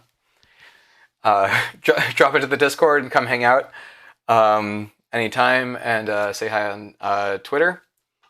I might plug some URLs because especially the YouTube channel has been a bit of a investment for me, like an emotional investment. So definitely check out the YouTube. Let me know what you think about the stuff on there. I don't have a Discord shout out, but there's a Discord shout out, a Discord link in Twitch. If you want to see the code here, I'm about to commit what I've just done here. That's on GitHub. It's kind of like the social network for code. Wouldn't you believe it? And yeah, lastly, I'm on Twitter all the time. So feel free to DM me on Twitter or at me or at Zerve. So thanks for tuning in, and I'll see you around. Peace out, all.